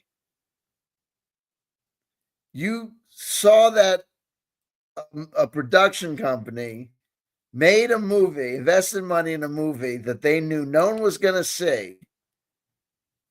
And your takeaway was that you now understood why people were upset with your YouTube channel. That's going to be fascinating. I think it's going to indicate another piece of evidence why you have to understand that people aren't upset with your channel. They're fascinated by your channel, dude. You know what I mean? You're a strange bird. You're a lolcow.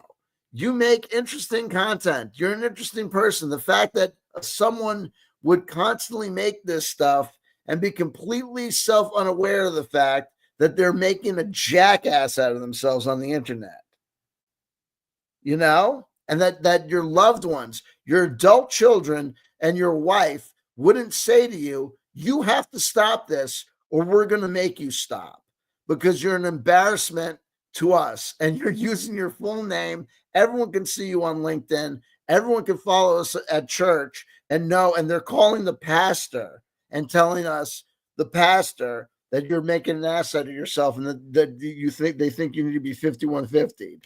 What the F is that? That is really, really weird. Why is this being made? And now and I'm like, hey man, I'm just a dude from the South, from the South Philly suburbs, just saying what he believes about Dungeons and Dragons. Why are people upset, right? And I think the directors and everybody involved with it, they're like, we're just making a lighthearted comedy about the moon landing being fake. And I'm like, this is a third reel, man. Like, this is incredibly strange, right? And weird, right? And it makes me nervous. It genuinely makes. Did it really make you nervous? I don't think it made you nervous. I think you're just using it as kind of some sort of teachable point to say that you think that we're being made nervous by your videos, and that would be kind of empowering to you, because then you'd say you were some sort of thing that's making us nervous, and that would put you in a position of power, like you have power of us to make us nervous. It's not that we're mocking you or making fun of you. It's not that we are saying that you're losing your mind or losing consensus, your connection to consensus reality. It's that we're the ones that are being shocked and being, overwhelmed by the sheer genius of you. And you're just this innocent person just making these videos, talking about D&D. You're not saying that Orion Akaba is the next Gary Gygax. You're not saying that Orion Akaba, laid down and encoded into his 72 appearances on D&D in physical form before he was taken off and just merely made a part of Exandria in totality for all people to see, even though it's not a video game that's encoded like where everyone who goes online sees it.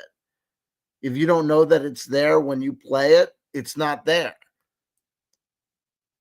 So you can say this, that all you're doing is making videos about D&D as if that changes it in your calm tone of voice.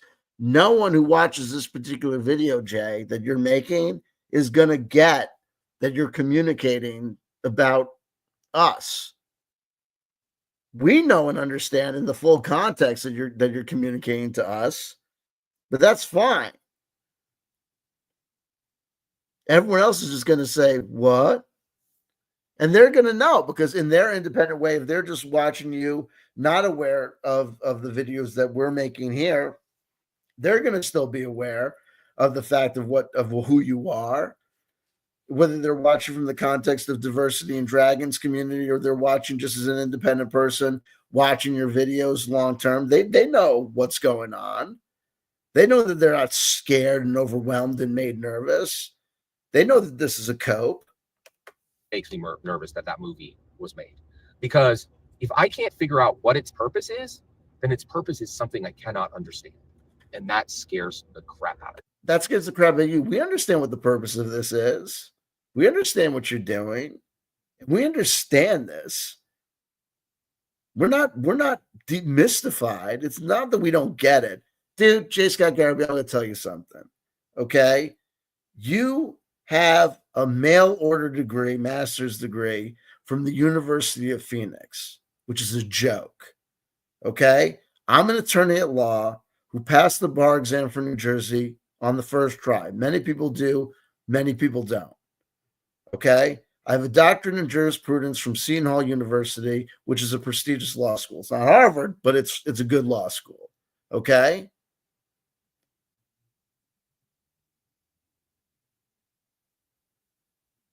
I have an undergraduate degree. You know what I mean? I graduated high school. And I'm going to tell you something straight up, homie. I'm smarter than you. And unlike you, people can think that I'm crazy or I'm a libtard or whatever. Yeah, I got it together. And at this point in time, I'm in full fucking recovery as an alcoholic addict. I got my shit together. You could think anything you want to, and you could play this silly little immature I made you say that game. I got it all over you, honey. I'm in the driver's seat. In the meritocracy of life, I outrank you. You should take my advice. You want to really do a D&D channel and talk about D&D? Do that. I won't have anything to say. The other people, Diversity and Dragons, won't have anything to say.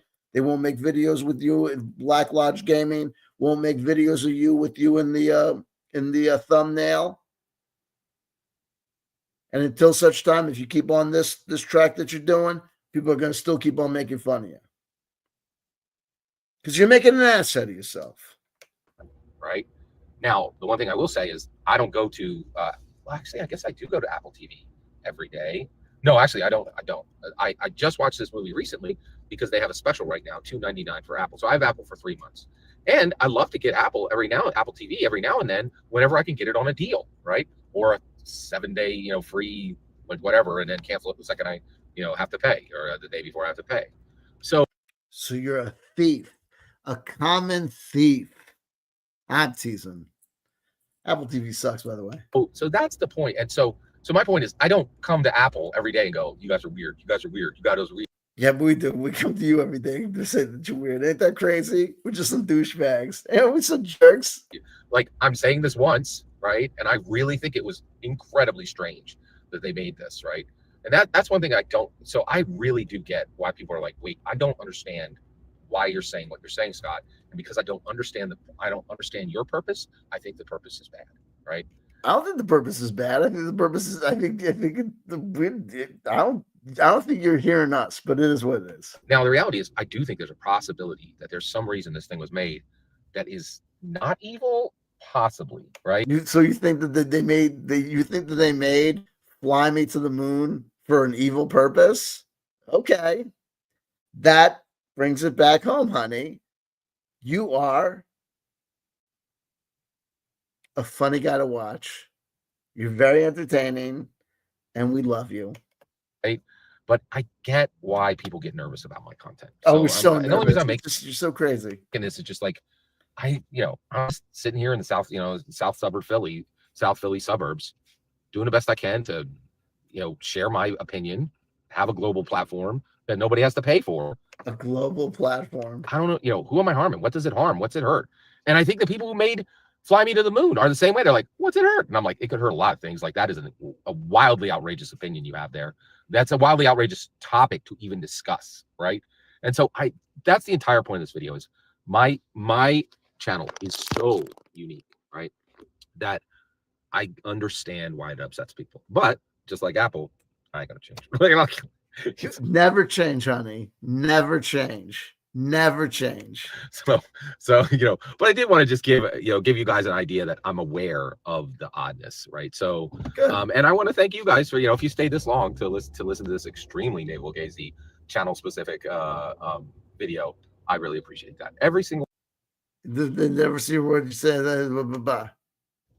Hi friends, it's your pal Scott Garibay, and today we are going to talk about American politics and a huge change that has come to American politics recently. So I was having a nice conversation with one of my friends, where he says, and he's like, "Oh, what do you think of the fact that? What do you think of the fact that J.D. Vance killed the Pope?" I was like, "What? What are you talking about? J.D. Vance didn't kill the Pope." He's like, "Well, you tell me." J.D. Vance gets invited to see the Pope. He goes to see the Pope. The Pope dies within a week. That's on J.D. Vance. I love your information. I would like to sign up for your newsletter. I was like, that is one of the weirdest theories I've ever heard. And then I was like, and he's like, so what do you think? And I was like, well, I actually can't give my opinion on that because I was completely unaware that J.D. Vance even visited the Pope, right? And I'm like, he visited the Pope as the vice president. That's wild. I didn't even know that was happening. And then, and the guy's like, yeah, man, J.D. Vance killed the Pope. And I was like, I don't know if J.D. Vance killed the Pope. He's like, the timing's pretty suspicious. And I was like, timing ain't great, right? But I don't think J.D. Vance killed the Pope, right?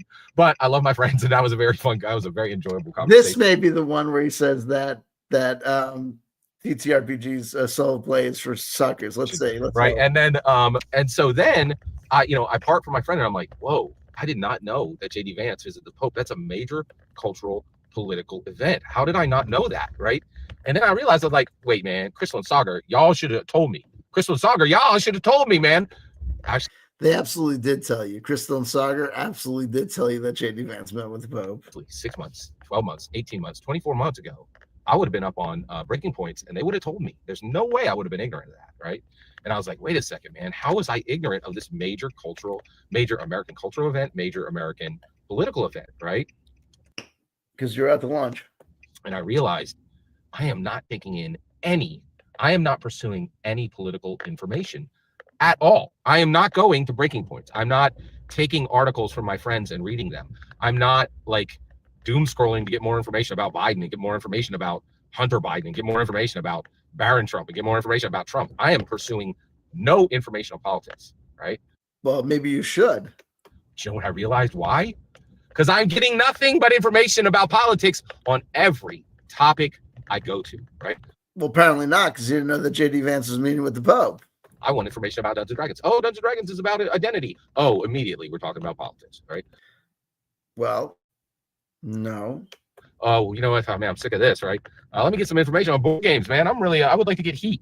Hey, Heat is going to be 3 times as expensive, and this company and that company and everybody doesn't want to do anything but talk to you about tariffs, politics, right? I was really fortunate. I went to Philadelphia AA Gaming Expo, and I met a tremendous, a super cool guy who's into nothing but tabletop role-playing games, right? But we became fast friends very quickly, right? And so I've been looking up information on friendship, right? Looking up information about friendship. So cute. And they're like, oh, right now, friendship's more difficult than it has been before because a lot of people are under incredible stress right now.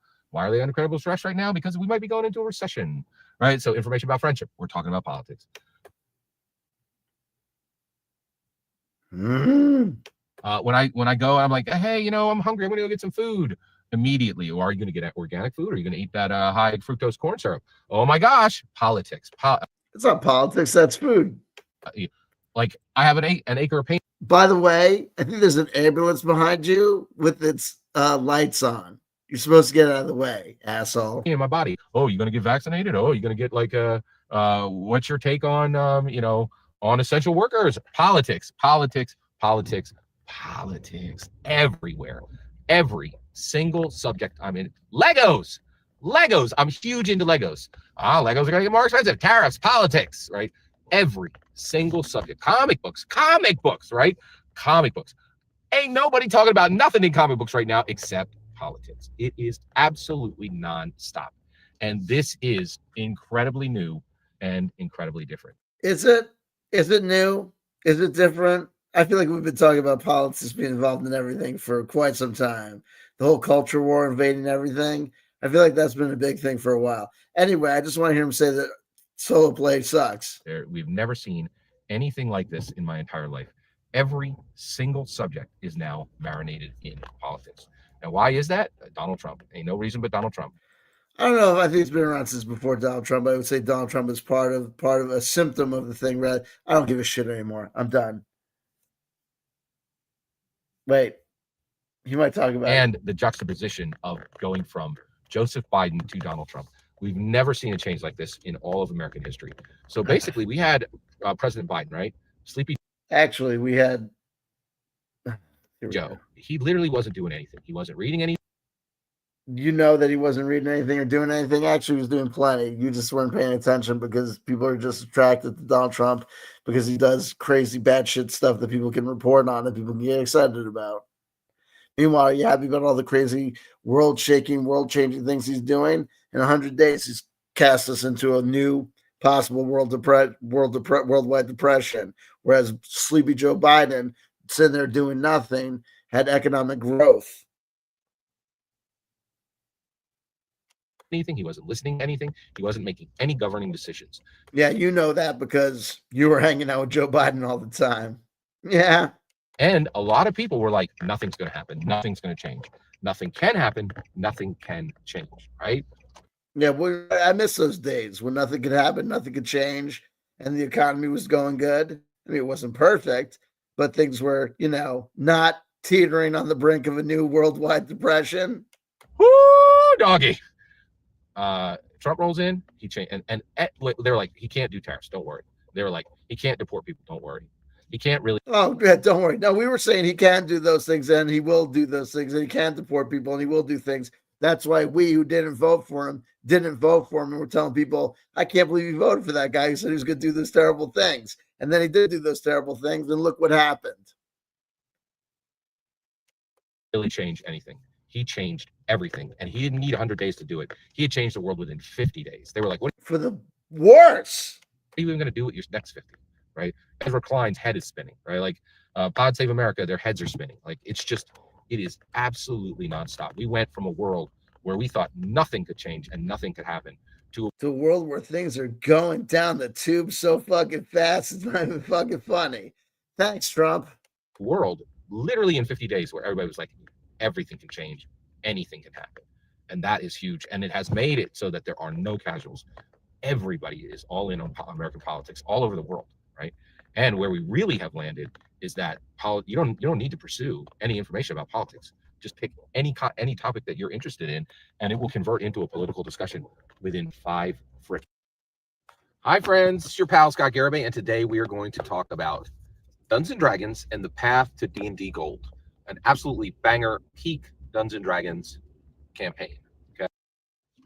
Hi, friends. It's your pal, Scott Garibay, and today we are going to talk about Dungeons & Dragons, and we are going to talk about a Scrigaxian Scrigaxing. What the heck does that mean, Scott? Those are 2 brand new terms that I am fair use. We just want to hear this guy say that solo play sucks. And so let's get into this. Let's explain this. All right. So I talk about Dungeons & Dragons a lot. I think actually I talk about Dungeons & Dragons frankly more than anybody on the planet. I literally think I have a higher volume of Dungeons & Dragons discussion No. Than anybody on the planet. I got the receipts. No, you don't. I got literally 8,000 videos on Dungeons and Dragons. I don't think plenty of people have more. I don't think any single person on the planet has that, right? So debatable. I'm the king. That's not a kingly thing. A guy that's been on planet Earth 45 years longer than another guy has taken 45 years more worth of shits. It's not an achievement. D&D volume discussion, right? Okay, so I'm having this discussion, and someone comes in, and they were debating me on a D&D subject, and press X to doubt. They said, "Hey, I control player characters. I'm the dungeon master. I control all the NPCs, and We know this conversation didn't happen. This conversation that's specifically on point to things that has been debating about this whole Ryan and Cobble bullshit. No, this did not happen. Control all the PCs whenever I want to. I won't do it all the time, but I can override a player's decision whenever I want for their player character." And I'm like, no, that's not. No one has ever said that ever to anybody's face. This did not happen. This conversation did not happen. That's not at all how Dungeons and Dragons works. You have fundamentally misunderstood everything Gary Gygax ever wrote on Dungeons and Dragons, and you have misunderstood literally every edition of the DMG, DHB, and MM that's ever been written. We've been over this. You don't understand the DMG, but whatever, dude. You're wrong. Right, and you were about to say you ignorant fool, but you checked yourself because you don't want it. You're trying to do this whole new persona of being Mr. Kind, but whatever, dude. And I said, and really, if you believe that, stop being a dungeon master. Just go write your novel, right? And that is said a lot. Like, and I really meant it. I'm like, you're not a dungeon master. You're a control freak, and you really should be just writing a novel. Okay. Then it reminded me of my opinion on solo dungeon D&D solo. Thank you, God. I gotta go to sleep. I just was waiting for this. Running solo Dungeons and Dragons is just like you're finished, you're cooked, right? If you're finished, you're cooked. If you ever find yourself running solo Dungeons and Dragons, pack it up, you're finished. Like in that, you no longer you're only finished from the perspective of you never have any chance of being cool again in your life. You have no chance of being cool again in your life. If you play solo D&D, you're not cool. That's totally because I was like, you're a dork, you suck. I'm going to show up at your local friendly neighborhood game store, and everyone's going to like me because I'm Mr. Sunny, happy, funny disposition. Disposition. I'm going to make friends. You have no friends. Blah, blah, blah. Everyone's going to be like, oh, man, you're much better than J.Scott Garibay. You're cool. I've been in bands. I've gotten laid. You've never gotten laid with anyone except your old lady. Blah, blah, blah. You know what I mean? Da, da, da, da, da. You went to Philly Game Expo. No one wanted to play with you because you suck.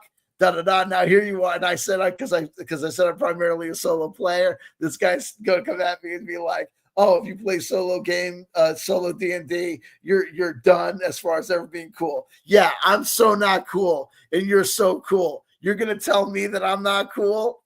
Whatever, dude. Whatever, dude. You know what I mean? Yeah, I'm so not cool, and you're so cool, J.Scott Garibay. Whatever, bro. Whatever, bro. Whatever, bro. They don't just give these out to anybody at medieval times. You loser. What? Like you just buy your New Balance sneakers and get striped socks and pull up your shorts. You're finished. Pull up your shorts. Get your New Balance sneakers, your socks, your striped socks, and pull up your shorts. What does that even mean, bro? First of all, if I wore New Balance sneakers to wherever the fuck you are, I don't wear New Balance sneakers. I've got a pair of Doc Martens. I got some pairs of Pumas. I've got some Converse All-Stars. I haven't worn New Balance sneakers in a while. I used to wear K-Swiss for a while. Me and my friends, we rocked those for some ungodly reason. But if I wore New Balance sneakers, guess what? They would all of a sudden be cool. You know why? Because I was wearing them. You dweebus with no friends. What? I got Tim Frey in my live chat. I got Jonaside in my live chat. I got Miss Renee, Miss Jonaside. I got friends. You got nobody. You gonna tell me that I'm not cool? I called you not cool, and you come back with, oh, you play solo? You're not cool? Fuck your mother. Fuck your mother. Fuck your old lady. Yo, fuck your adult children. Yo, you are a loser. I love you, child of God. And guess what? When you get to heaven, guess what? Guess what? I'm going to be there too.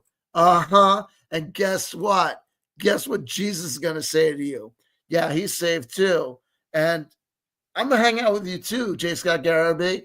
But he got here too, just recently. So I'm just going to chill with him for a second. And then as soon as I'm done chilling with him and Joan aside and whatever, we're going to totally come hang out with you next. It's going to be a minute till he gets to you, bro. It's going to be a minute till he gets to you, bro, because he's going to be busy hanging out with me. And people just can't quit hanging out with me because I'm so fucking awesome. Like you have no chance of ever being cool again in here. Yeah, I got no chance of ever being cool again. I'm cool right now, bitch.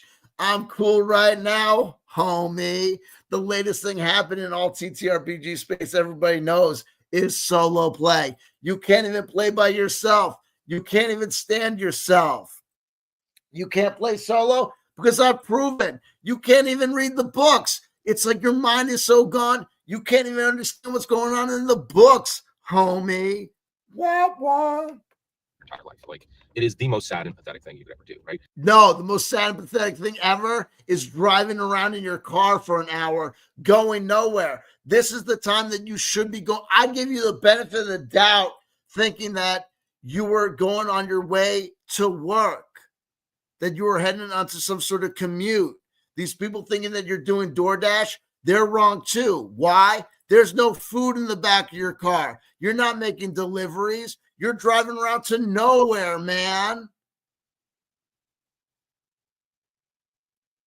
You're just driving around for an hour every day, recording these useless videos that everybody thinks sucks and only value has is making fun of you. You're going to tell me that I'm not cool?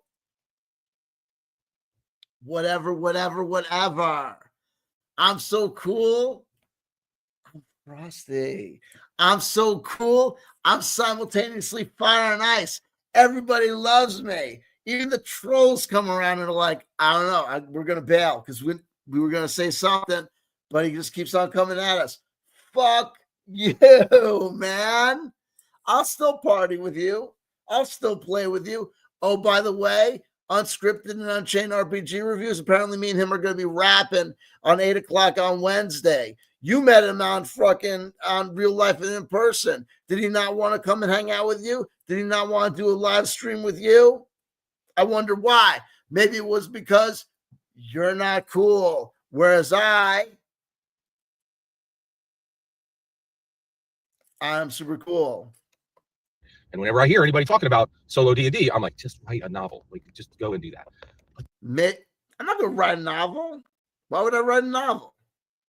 Why would I write a novel when I'm writing a novel right here, according to you? You wrote a novel about Orion Akaba and returning to the table. I'm writing a novel entitled Me and J.Scott Garibay. Why is this guy constantly on YouTube making an ass out of himself when his shit makes no fucking sense? It's a collaborative work with me and my new best friend, J.Scott Garibay, the dude who don't make no fucking sense. But then I was like, wait a second. I'm telling these people to go write a novel. But then I was like, wait a second. Who wants to write a novel? Right? Like, first of all, that is a rhetorical question. I've actually written 2 novels, right? 3,000 people come to my channel every day to hear what I have to say. 3,000 people come to your channel every day? No, dude. You have over 3,000 subscribers.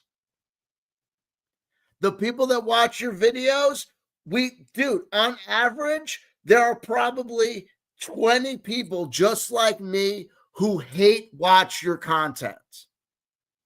The additional 15, 20 people are other people that just randomly come up on the subjects. And then when you were doing the original Orion Akaba arc, that first video that you did on Orion Akaba starting up got a couple of thousand views or whatever. Then it petered off because people realized, oh, he's not actually talking. This Orion Akaba is not going to be on coming back to Critical Role. This guy's just nuts. And then they peter off. And every time you do that, you just generate 2 or 3 new hate watchers. People are like, I can't get enough of this guy. This guy's just so infuriating. It drives me nuts, but I can't stop watching this guy because he's so fucking crazy. I doubt 3,000 people have written the 2 novels. I doubt 3,000 people. Actually, my numbers are higher than that. I don't get nearly as much engagement on the 2 novels I've written. By the way, if you want to see the 2 novels I read, you said before that nobody reads those books. So now all of a sudden you're saying that people do read those books? Dude, don't even bother. Don't even bother trying to make shit up, because now that I'm recording these videos about you, and other people record videos about you, there are independent sources documenting your fucking bullshit. It'll look so incredibly sad. Don't fucking lie. Just hit my link tree below. You'll have access to my fantasy novel and to my science fiction novel, and we're in 2192. All right. Okay. So, basically, we arrive at it. All right. So let's get all the way there. So I was thinking about this, and I was like, just go write a novel, right? But then I was thinking, wait a second. The novel is an antiquated art form. It's really not needed anymore. Gary Gygax brought forward this much more powerful way to build a story, right? The reason Gary Gygax and Dave Arneson originally made a game called D&D. If you go to OD&D, you can see it's a straight fucking dungeon crawl, okay? Then it expanded out to a little bit more like with overland travel and stuff. There is no aspect of it that's anything sort of like social engagement or stuff like that. This notion that it's like it transcends the American. I'm not even doing this shit with this dude. I'm done. It's getting late. There's no reason to drive myself fucking crazy. Baby tells his wife he's going to work. I like trading Yu-Gi-Oh cards with CW at the lunchroom table. He's the coolest. That's right. Questlove is in the house.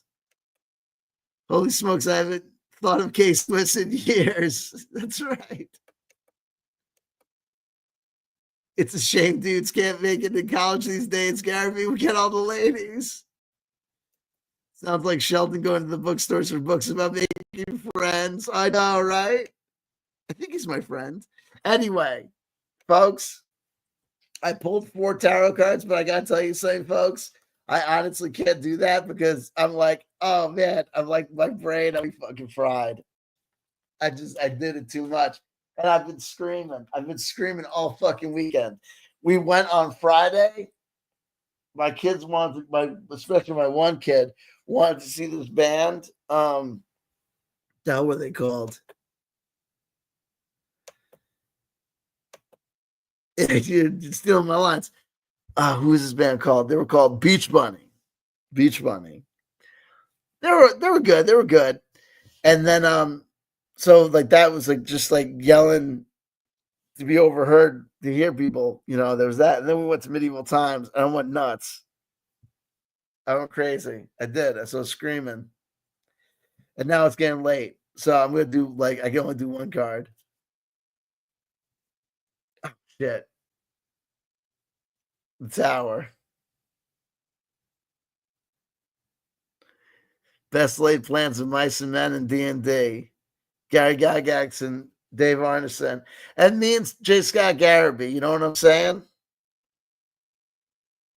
I lived Medieval Times. There you go. We build it up. We make plans. And the plans come tumbling down. Lord only knows what the future holds. You don't know what the future holds. I don't know what the future holds. J.Scott Garibay doesn't know what the future holds. So, stay nimble out there.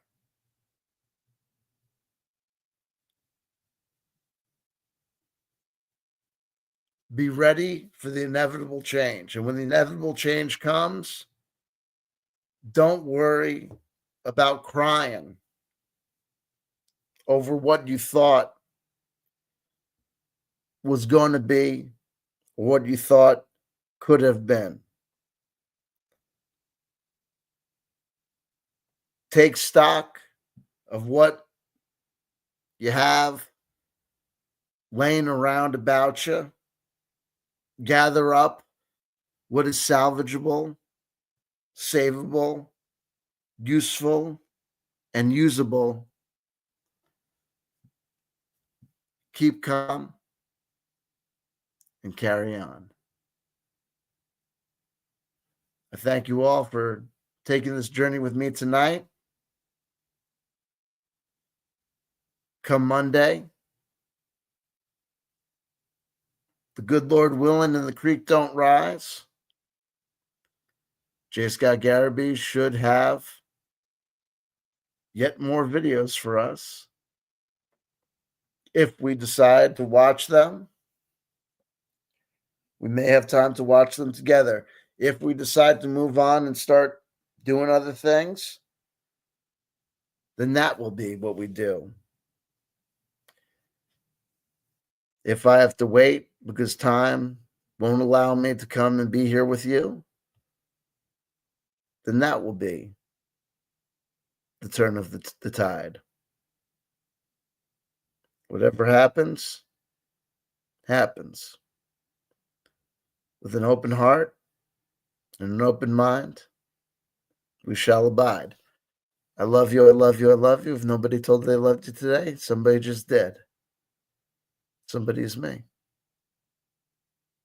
Make of that what you will, because you invariably will.